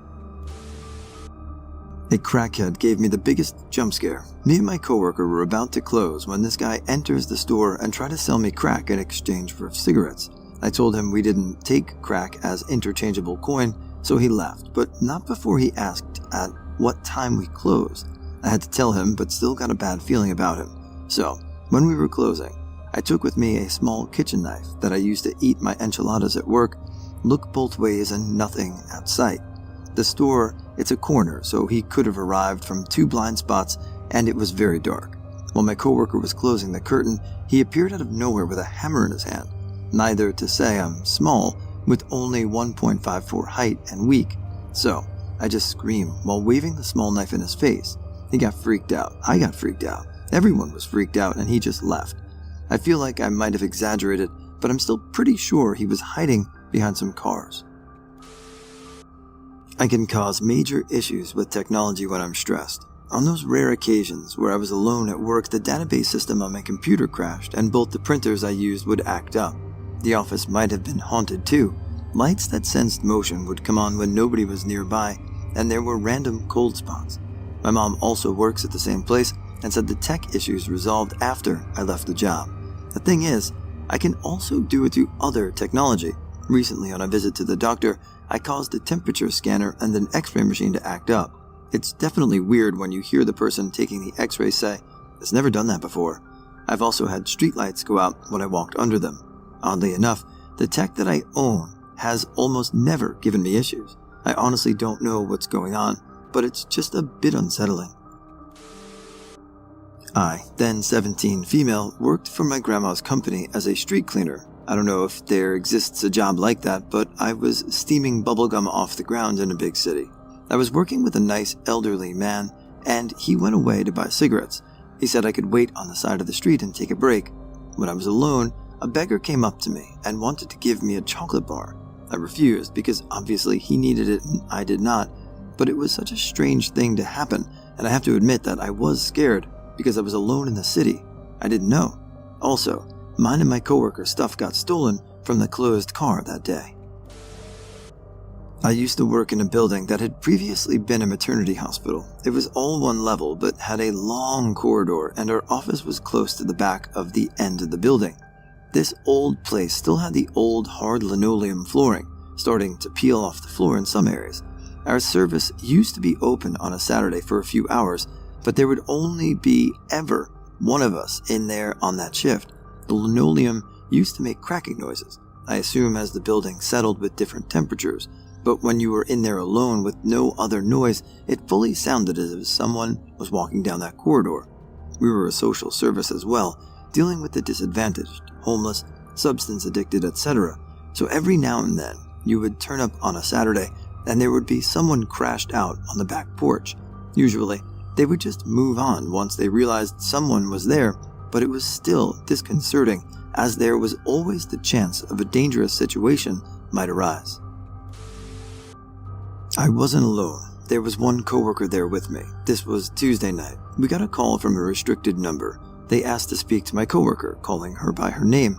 I handed over the phone. He asks her, "Do you know other coworker?" She says, "Yes, why?" He said, "She gave me a hand at your work the other day." She moved the phone to tell me what he said and he hung up. We closed the store a few minutes later and he called back. My coworker was curious, so she answered. He apologized for if that made you uncomfortable and asked her if she thinks it was appropriate. She said no. Let me take down your name and number, but he wouldn't give it up and just hung up again. I ended up joking with her, "What if he's outside watching us to see our reaction, haha," but it really freaked us both out.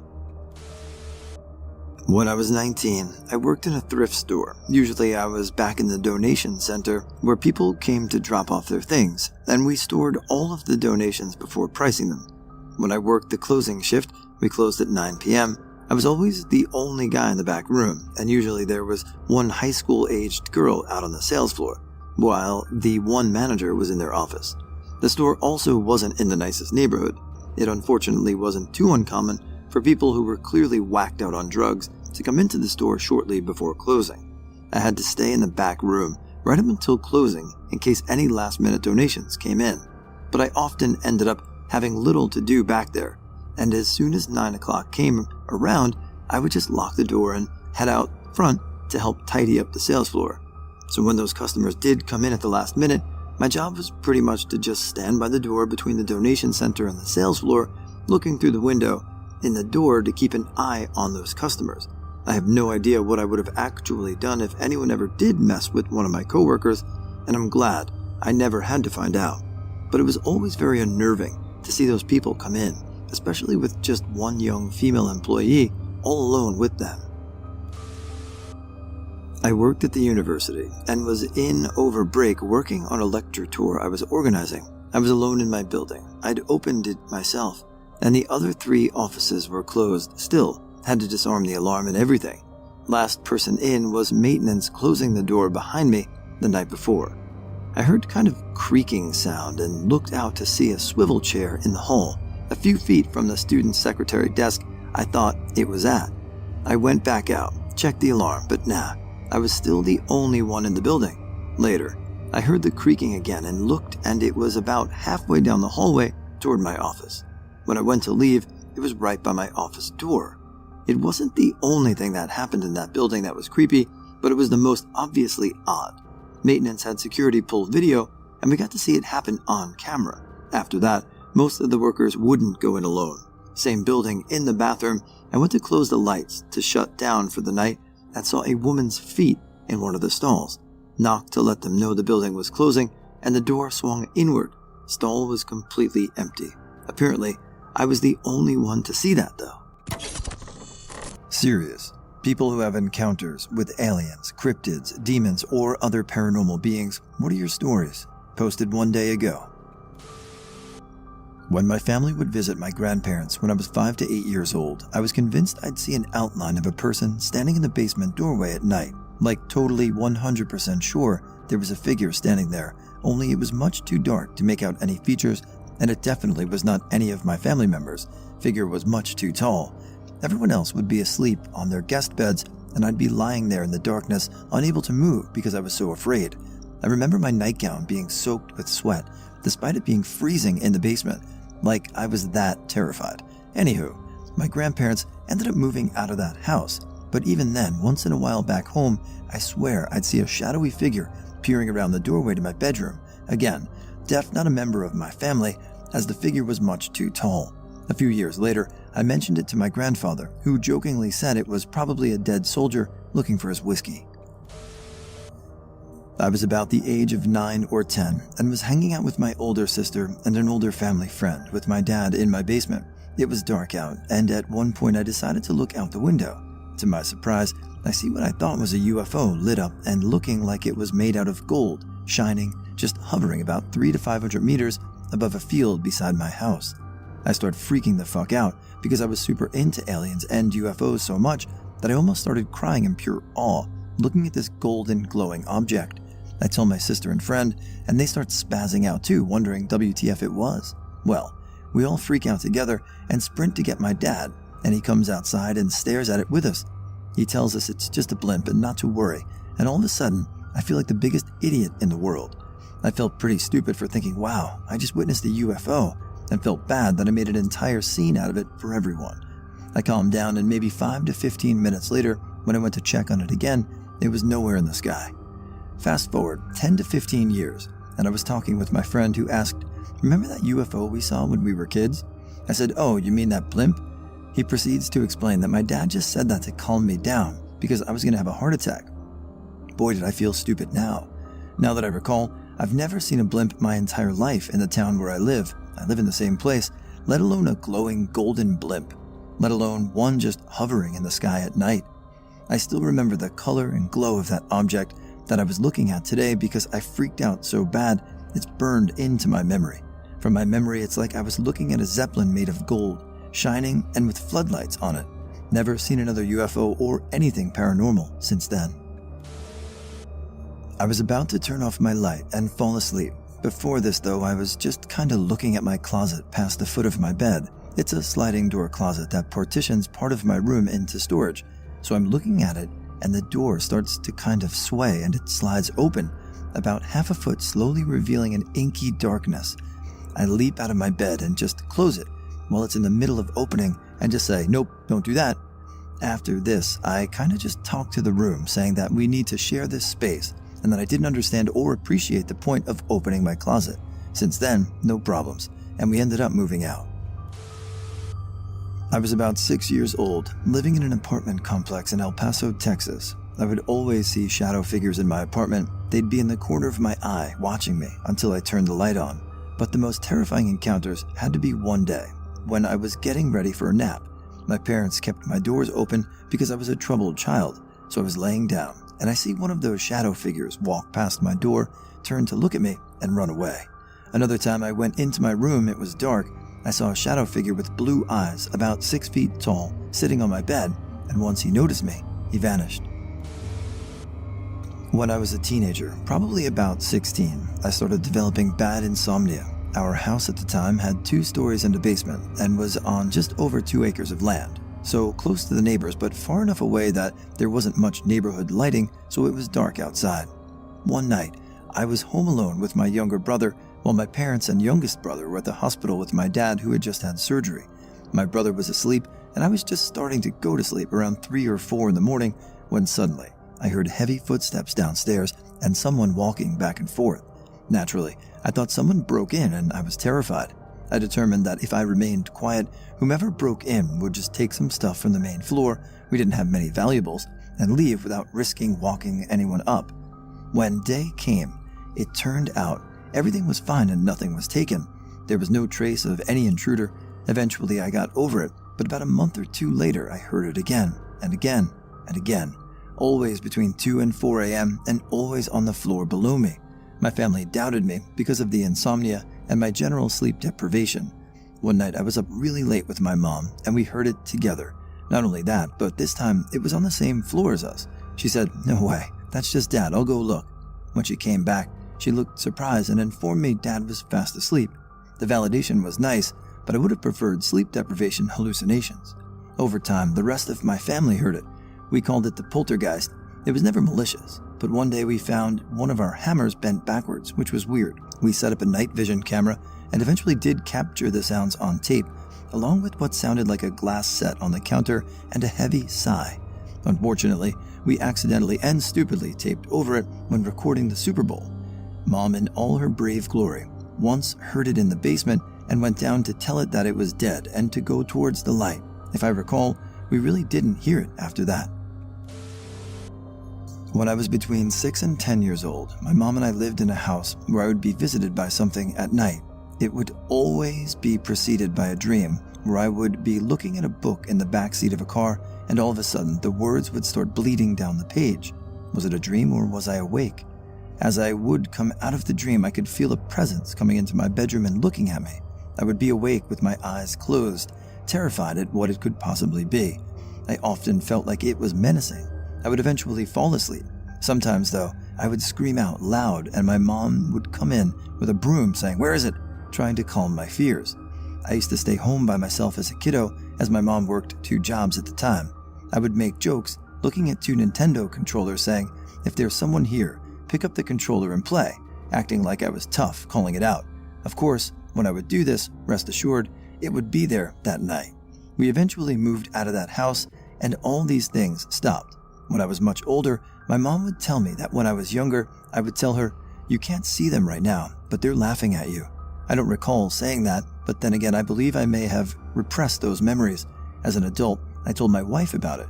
We both went back to the house, and she got out to ask the current resident, who currently lived there, if they experienced anything like that. She explained my story to the man who had lived there with his parents since we had moved out many years ago. He had not. I have a book of these because of this very strange old place I grew up way out in the Idaho mountains. Because of the length of this story, I'll only tell the one. If anyone cares to know any more, I'll be happy to share. So I was and am something of a skeptical believer, in that I fully believe there are things in this world and beyond that we cannot fully comprehend or explain, but I think most claims out there can be boiled down to just a lack of understanding of things and or a desire for what they experienced to be paranormal. People who want to see ghosts, so when there's a trick of the light, they see a ghost. This place of which I speak is not such a far-reaching delusion as that. I grew up here. My adoptive father was a roofer and outdoorsman and just a really great guy. He had friends everywhere. I'll spare you the full-length story, but because a good friend of his was dying of cancer, he was called upon to run this secluded cabin rental hot springs resort up in the mountains when I was 6. I had visited the place frequently with my brother and stepmother when he would bring us up fishing or camping or hunting. I loved it to find that we'd be staying there, even though my time was split between him and my biological mother down in town. I still spent most of my childhood in those mountains since I was 6. Aside from just loving the place for all the freedom I had catching frogs and climbing trees and swimming in the river, I think there were very few nights that I wasn't awoken in the night by something in that cabin. I'd wake up to dark shapes looming over me in the darkness that would recoil as I woke up. The sounds of things falling and breaking in the night, but in the morning there was nothing broken. Or the sounds of someone walking on the creaky old floor, but there being no one there. I was amazingly unfazed by any of this. I knew everyone else experienced things, but almost no one would talk about it. I never really pushed though. I was a kid, and when the day came, I was back up to my normal kid things. There was a night, though, that I think everyone had to acknowledge and question the strange things that went on. At the time, the cabin we stayed in was small. There were no additions made to it, so it was one large room except the bathroom, one main bed where the old man and stepmom slept. I stayed on a couch, and my brother slept on a cot. There was a loft that you couldn't stand in that was mostly used for storage, too. But we all slept in the one room. No one was bothered since we all came from near poverty anyway. It was this one night that we all awoke to screaming and the loud clatter of everything, including the lamp on my stepmom's nightstand, being thrown across the room. Everyone would be up with a jump, and my old man turned on his lamp, and we just saw stepmom sitting up in bed, eyes wide and pale. She was still yelling, "Where is it? Look for it."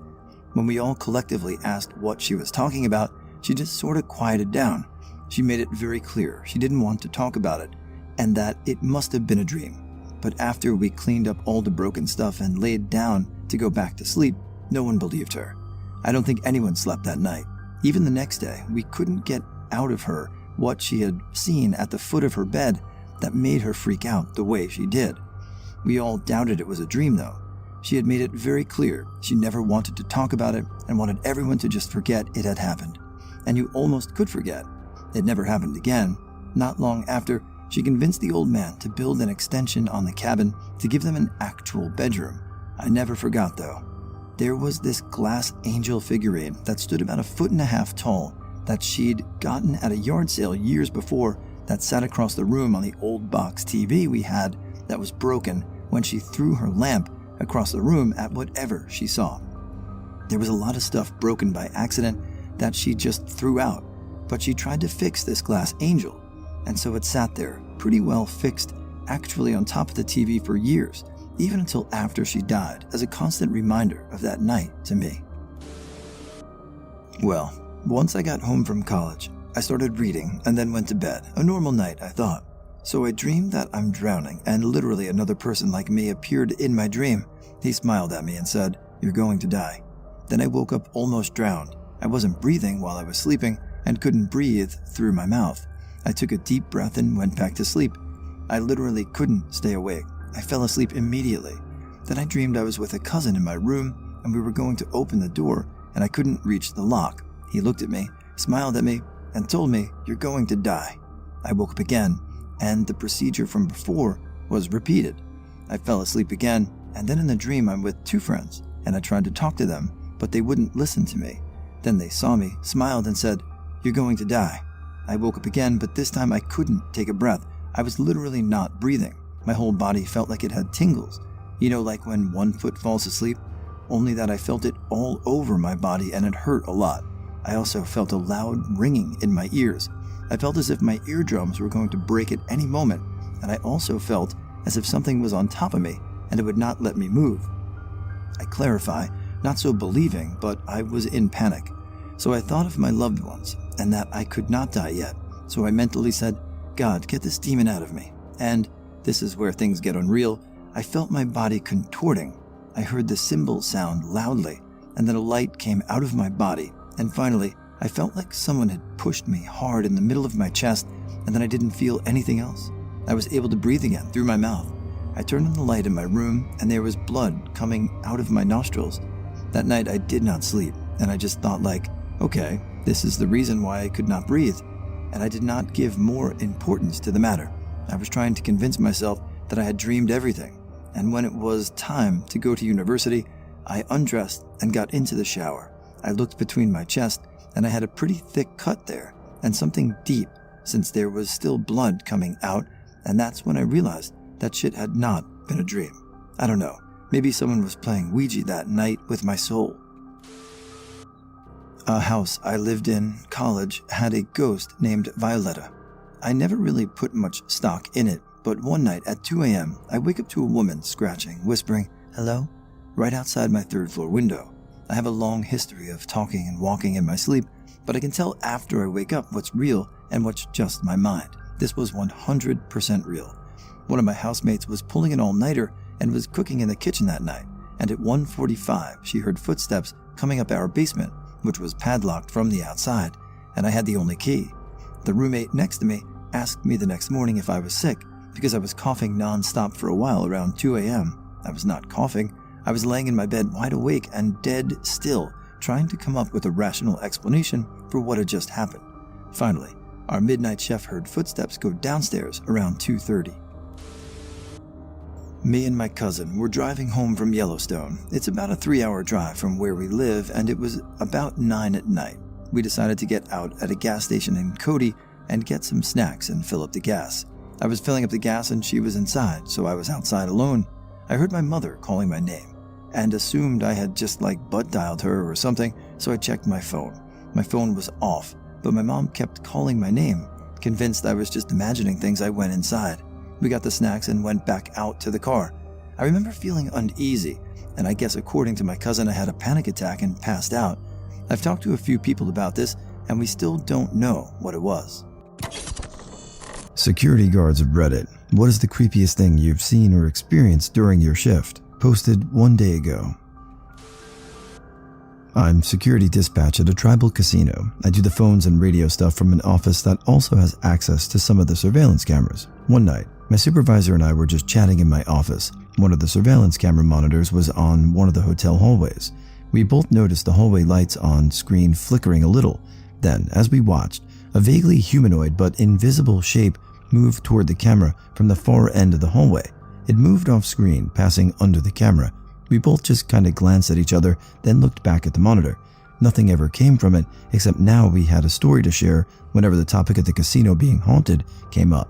More recently, during the initial pandemic shutdown early 2020, the casino was actually closed for a few months. As security, we still had to be there to guard the property.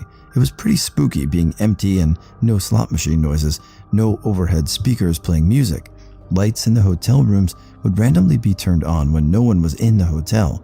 There were all of 5 people on the entire property at any given time, and I knew where every one of them were. So when I had a camera happen to catch a hotel room light turning on, view from outside the hotel, I got a little spooked. We sent a couple of officers up to check the room with the access key. One of the bedside lamps had been turned on, but the rest of the room was oddly disheveled. Pillows thrown around the room randomly, the toilet paper had been run off the roll into a pile on the floor, stuff like that. We made a note of everything, turned off the light, and left. Stuff like that kept happening the whole time we were closed.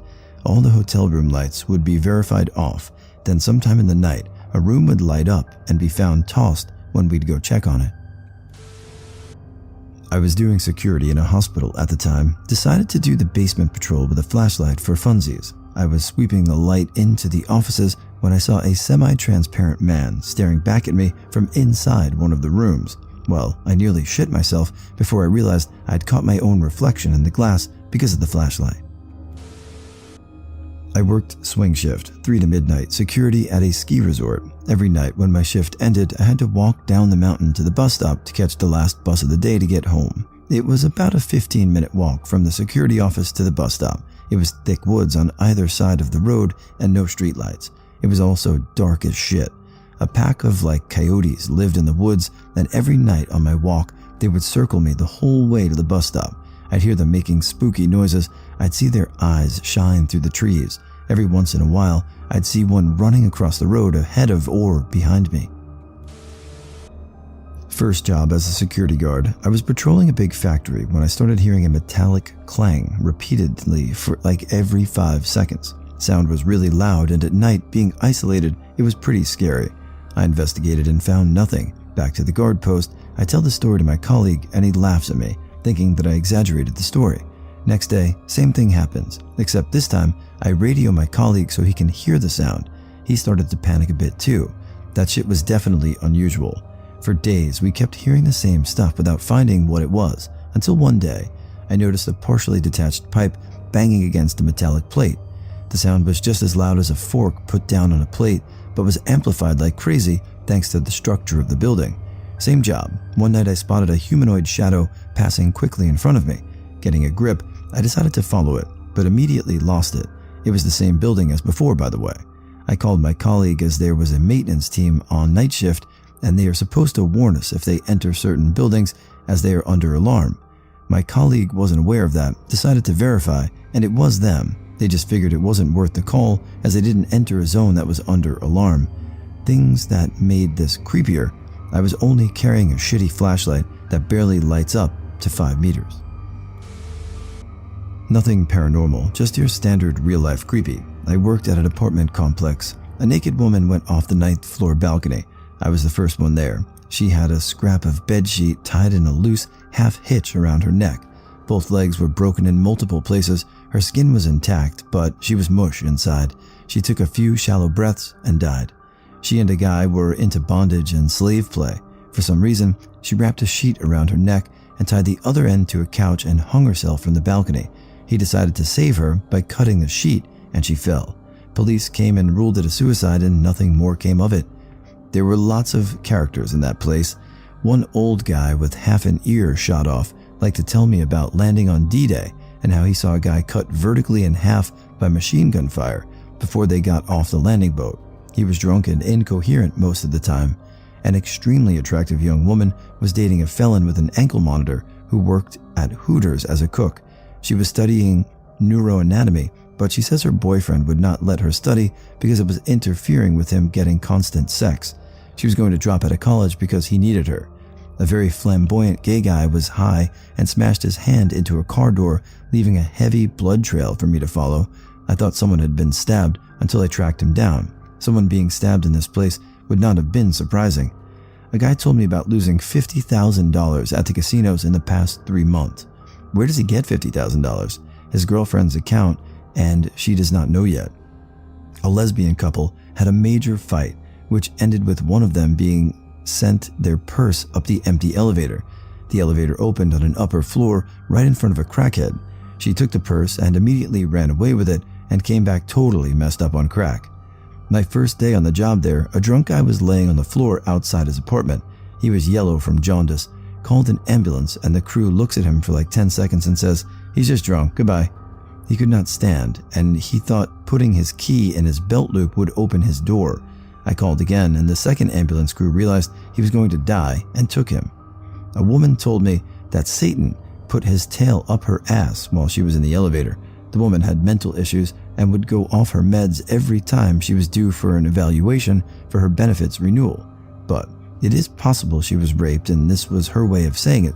So I made sure that it was actually Satan she was talking about and called for an ambulance. The ambulance crew shows up, and she is saying that Satan's tail is up her ass and she needs to go get the demons out of her. She wants to be taken to the Methodist hospital, but the ambulance company wants to go to Jewish. So they argue about it until the paramedics say, "Methodists don't know anything about demons, but the Jews do." And she hopped up on the bed and says, "Let's go." A colleague of mine, worked security doing external patrols and gate duty at a remote military site. Military personnel worked inside the wire. His job was mostly just turning public away and doing a lap around the outer fence line every half hour. One night, at 0300, he's doing a patrol and sees a camouflaged guy move over ever so slightly among some trees. He starts yelling at him, but the guy just stays still and doesn't respond. Buddy radios it in, and within a couple of minutes, several soldiers and vehicles roll up inside the fence. Apparently, there's rules around military operating outside the fence, or they were just being lazy, so they cover the unarmed and lone security guard while he approaches. Turns out, the man in the woods was off-duty army, and he had hung himself in a tree. My buddy was never sure if the guy was still alive when he first noted him or just moved slightly in the breeze, but either way, there was nothing he could do at that point. I work for a major cruise line. Part of my night rounds was accounting all the life rings and the open decks. We had an incident where guests would throw life rings in the ocean just for kicks. While nearing the ship's bridge, I pulled out my flashlight so I can see in the dark, but lo and behold, there was a white figure standing in the corner near the life ring I was supposed to check. All the hair in my neck and arms rose as I stood frozen for a few seconds, only to realize it was a deck officer in his white uniform making a phone call on his ship phone, staring at me grinning like an idiot, knowing too well that he startled me. Alessio, if you're on Reddit, screw your Italian ass, man. Worked nights at a very big tourist destination in Canada. Was in the control room and got an alert for the front door opening, despite being locked a few hours before. Sent a foot patrol to the area and checked the cameras. The door didn't visually open on the footage, so I assumed it might have been a hard wind blowing on the door that might have shook it enough to trigger the sensor. But then on the CCTV footage, all 4 metal detectors inside the front door lit up a few seconds after the alarm was triggered on the footage. Foot Patrol reported nothing unusual and said there was no significant wind outside. Weather reports indicated the same. We initially just assumed some sort of electrical malfunction, but the trace detection units stationed at the metal detectors, as well as the overhead lights in the room, were completely unaffected, despite being plugged into the same power source as the metal detectors. Never did get to the bottom of it, but it freaked out everyone who watched the footage. I volunteered at the Children's Museum for a while. I would basically just watch the rooms and make sure nothing bad happened that required calling up for first aid, etc. One time, the power went out, so of course we evacuated, and once all the children were out, they asked me to sweep the entire building, top to bottom, to make sure there wasn't anyone left. It's amazing how much more sinister a fun indoor play area is when you're crawling around inside it in the dark as an adult. Definitely felt like I was at the start of a horror movie. I was security for a large office building warehouse. Every shift had to do tours of the building. I was on the night shift, so I did the tour around 11 p.m. or midnight. First thing that creeped me out one night was that I swore I heard someone running up the fire exit stairs. I opened the door, found no one. I went back and pulled tape since each fire stairwell door had a camera right outside of it. I pulled an hour, did not see anyone go in or out of the stairwell.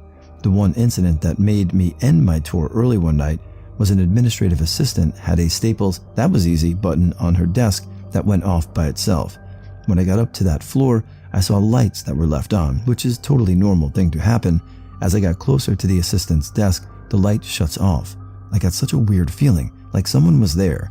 I went over to the area and announced myself to see if any employees were there working late. I got no response and saw no one. I started to walk away, and the button went off right near me. I was not walking anymore, lol. The assistant's desk was right under a camera, and I pulled tape as well. Did not see anyone that time either. I work on the day shift now, lol. Hey, my time to shine. Head of security at an industrial facility here. Disappearing people are an interesting one. Watching someone I don't recognize walk around a random area outside that nobody should generally be walking around, they go to move to the next camera zone, they're gone. There are no doors or anything they could have gone in. One of my guards had a really good one. He's a tough old hillbilly, not much scares him. We have this long hallway with motion sensor lights every few feet or so that click on as you walk under them. Well, it was Christmas Day a few years ago. He was totally alone in the plant, and he starts walking down this hallway. From the other end, the lights start clicking on as if someone is walking under them, but nobody is there.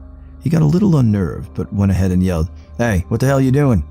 But is going to "something is suspicious" line. Nothing and nobody there. Other than that, we've got this office hallway. Our office is right outside of it, off of the lobby. When you're there and there's nobody else, you'll hear doors slamming and stuff from the hallway. The lights will click on their own, stuff like that. I'm used to it now, but I can't explain it. I worked at Tower Records after high school. Our store had a rumor it was haunted because 2 or 3 construction workers had been killed in accidents during the initial build of the strip mall. Our store was open 9 a.m. to midnight every day of the year. There were a number of weird things that would happen from time to time after closing the store. I remember walking through the book section, and there was a book on one of those plastic display stands where they put one book angled at a 45 degree on top of the waist-high shelves to draw the eye. As I was walking down the aisle, one of those books on one of those stands plopped off onto the floor. I watched it happen, and it moved just as if someone had flipped it up off the stand. The way the book was on the stand, there was no way it would have just fallen off on its own, much less flipped up into the air like that. Doing site work out in the countryside and had 2 other lads on shift with me at an old university site, shut down, was in the process of being sold but still required us to keep it from being smashed up. We've got one guy down the road in a cabin watching the road while me and the other guy are in the main building watching cameras and talking shit, as you do, and then we hear this shrieking outside. We went out. It sounded like a kid or something screaming out, and it's not the first time kids have wandered onto the site and snuck into the building. We're super worried because obviously none of us want to deal with kids after they've impaled themselves on a fence or something, so we ran out and tried to find where the racket is coming from.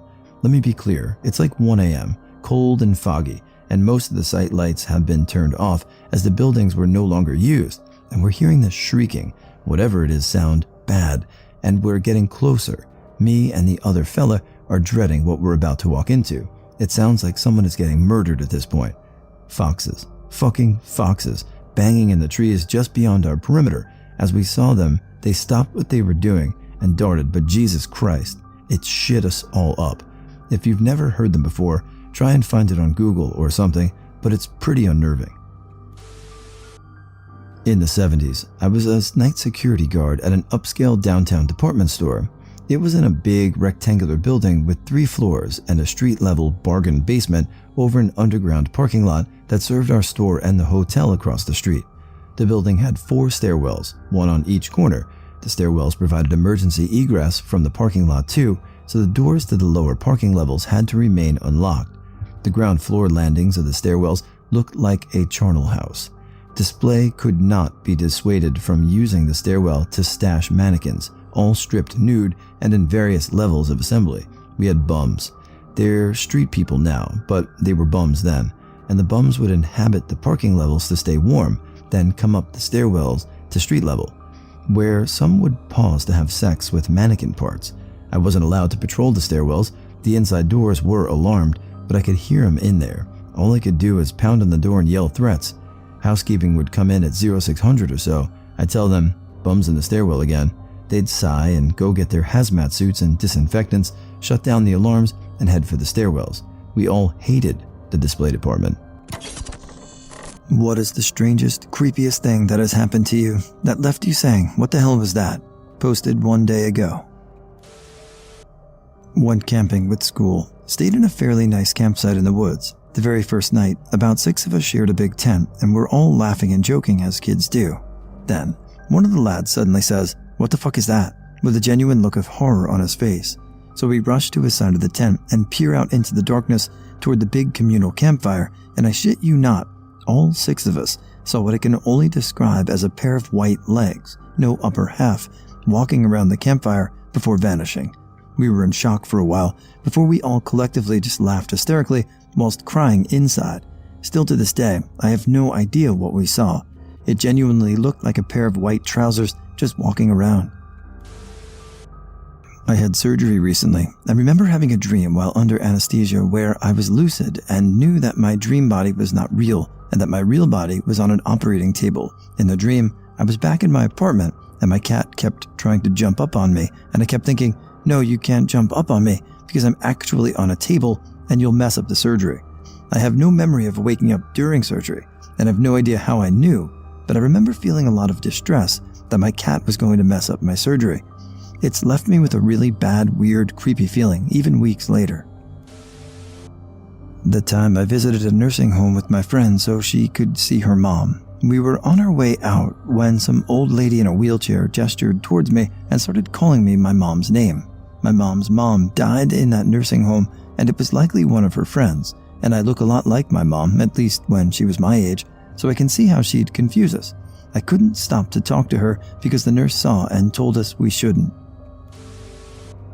At the time, I never really thought much of it because of my age. When I was around 8 to 9 years old, we used to live in a semi-detached house where the stairs were by the left side of the house and the neighbor's home was to the right, important for later. Another important fact, that an old guy used to live there and unfortunately passed away. I made friends with the neighbor's kids because we realized we went to the same school. One day, I was walking up the stairs whilst knocking my knuckles against the wall playfully like any child would. I heard something knock back, and at the time I was young, so I assumed it was the neighbor's kid knocking from the other side.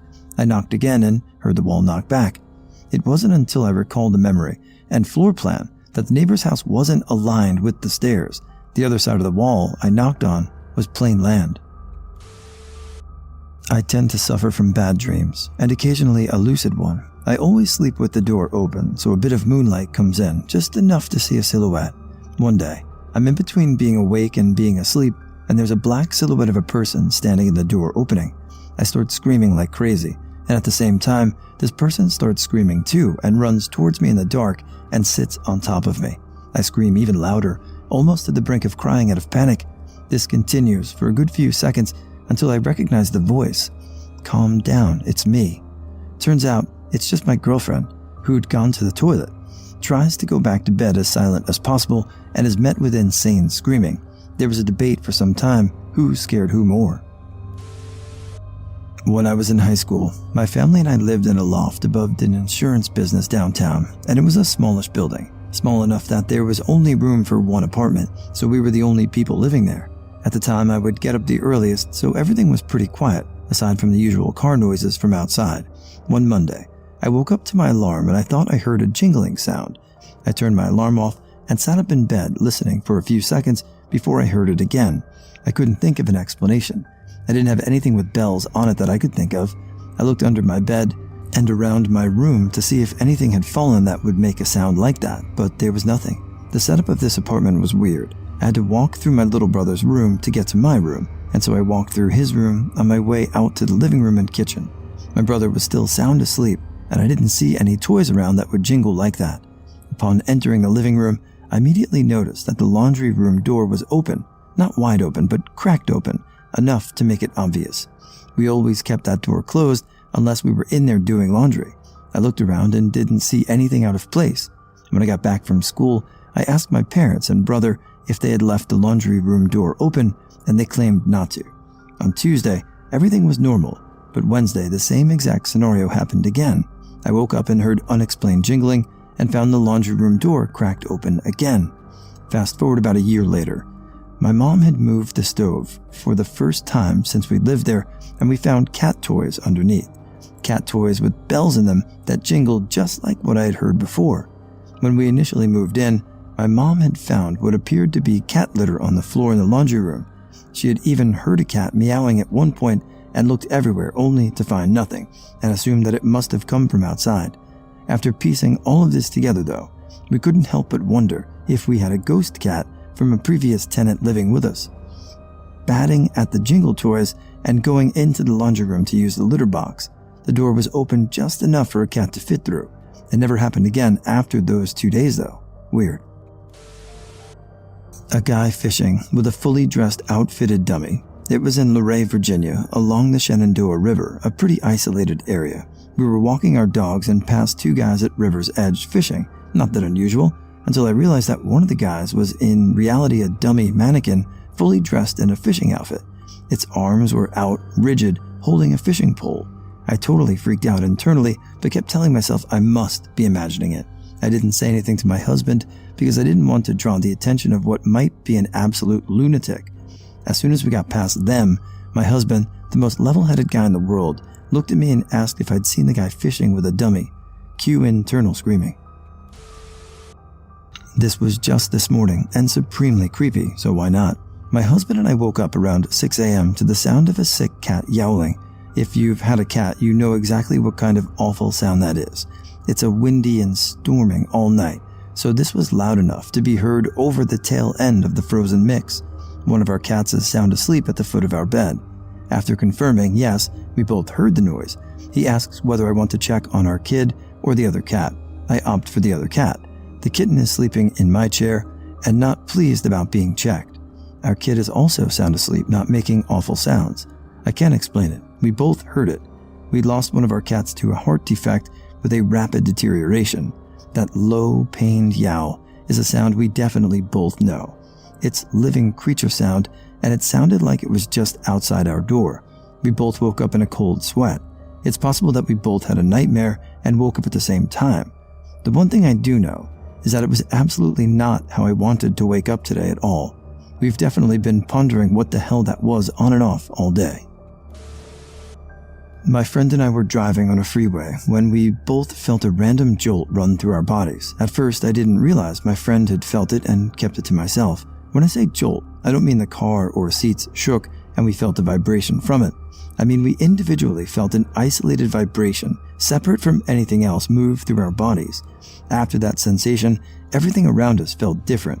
I mean, everything looked the same, but we still couldn't shake the idea that something major had changed about our surroundings, that something was suddenly very wrong, unnatural, and we experienced genuine fear for our lives, like something was after us. It even took weeks for the sensation to slowly go away. I realized my friend had experienced the same thing when I looked over nervously and saw that she was gripping her steering wheel tightly, finally asking, "What was that?" This was back in 2014, and we still talk about it to this day. I guess we'll never know what happened, but I'm open to theories.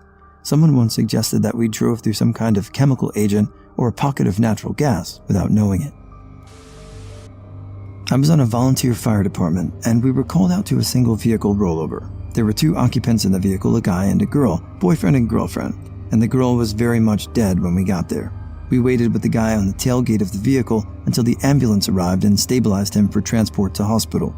While we were waiting, he explained that they were sitting side by side, cuddling as they drove, and sharing Mike and Ike's between each other's lips while kissing. The next day, the fire department had a debriefing meeting to check in on one another after such a stressful event. This one guy starts explaining a recurring dream he had, where the girl who died in the crash was trying to get his attention to explain what had happened, how they had a candy between their lips kissing. He didn't even know what Mike and Ike's were, but kind of explained that they were like candy Tic Tacs that were longer and started with the letter M. When one of us suggested Mike and Ike's, he exclaimed, "That's it! That's what she was trying to tell me." This freaked the hell out of me. The guy was on tragic duty for this call and was easily more than 500 yards from the scene of the accident. There were only 3 firefighters at the actual scene, I being one of them.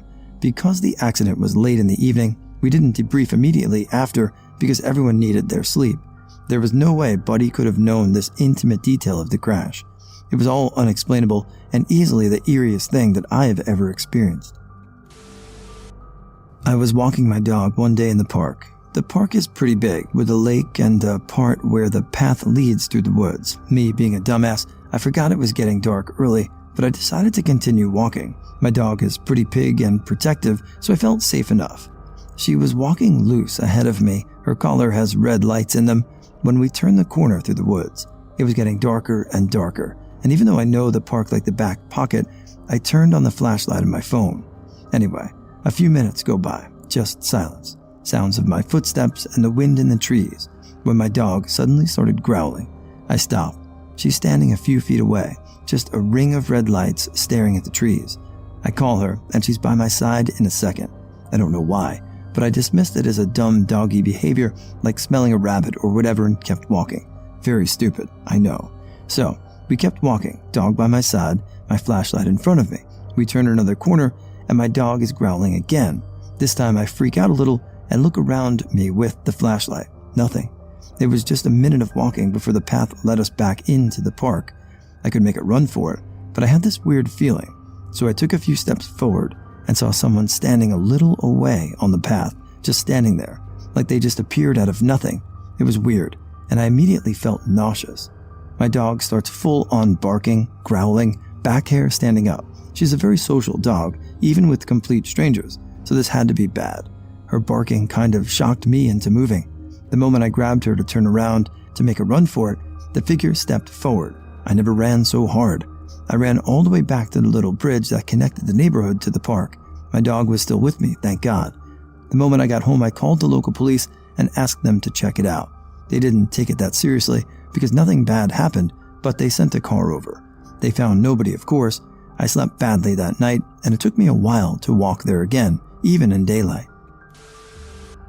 I took a nap in the evening, and when I woke up, I felt the urge to look at my hand. I did so and was absolutely panicking. It looked like some glitched video game item that wasn't rendered properly and is now a pixely, unfinished neon mess.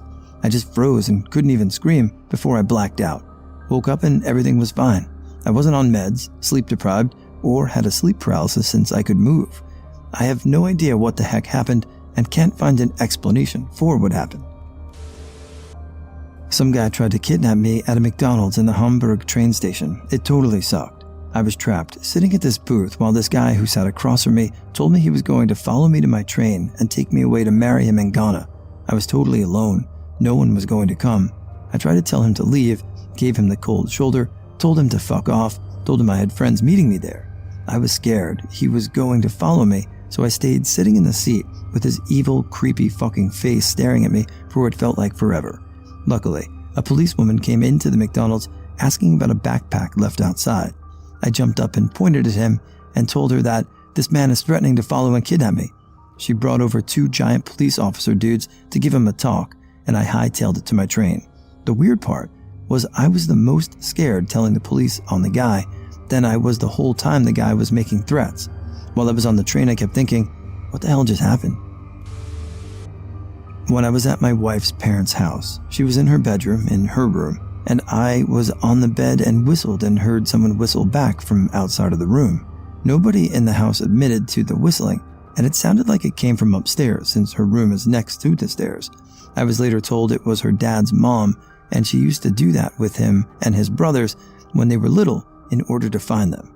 This was told to me after I was having a conversation with my father-in-law and felt someone blow on my ear, and at the same time he looked past me to the side of my head where I felt the air blow and said he saw her do it. It was a nice and sunny day by the sea at our summer cabin. My cousin and I took Grandpa's boat and went exploring a bunch of islands nearby. We live in a place with a bunch of archipelago. After a while, we get to this island a little further out. We cruise along the shoreline when we notice a small opening, just big enough for our boat to fit through. It was definitely man-made, so we decided to check it out. After about 50 meters or so, sorry Americans, I'm European, we arrive at a pond, and it's almost perfectly round. At the other side of the opening, a canal, we see an old gazebo that's barely standing. We get to the middle of the pond, and then we notice it. Every sound we heard earlier has gone quiet. No seagulls, no wind, no natural noises. The only thing we can hear is the sound of us rowing. I can only describe the lack of sound as thick silence. It was weird. Of course, the sun vanishes behind some clouds, and suddenly the pond seems extremely dark, although it was very shallow. We were trying to joke about ghosts coming to get us, but both of us were clearly nervous. Out of nowhere, a plank in the gazebo falls from the roof and lands with a loud bang on the floor. We nearly jumped out of our skins. We both decide it is time to go, turn the boat around, and I start rowing. We were almost at the opening again when we hear what sounded like groaning and thumping coming from the gazebo. Keep in mind, I was facing the gazebo while rowing. I saw something move behind it, but I couldn't make out what it was because I was panicking. When we got out, back to the regular world, everything was normal. Wind, birds, natural sounds, even the sun came back. We have no idea what the hell happened back there, and it could very well have been some animal, but the whole place felt wrong, and wind doesn't stop because of a nearby predator. Someday, we'll go back again and see what happens. I was at work, heading into my bar. To get to the bar, I had to take a freight elevator down. There was a man with a trench coat just staring at the wall. I didn't think much of it, so I just entered the elevator and closed the door. Mid-elevator ride, the man lets out a creepy laugh and jumps and faces me and says, "You have sealed your fate." I'm thinking to myself, what the is this? Am I on camera or am I going to get stabbed? So I proceeded to grab my knife out of my pocket, but the man said, "Hey, have you ever played Resident Evil 4? I let out a nervous laugh and said yes. He apparently was quoting a line from the game. Weirdest thing ever. Good thing I didn't pull out my knife.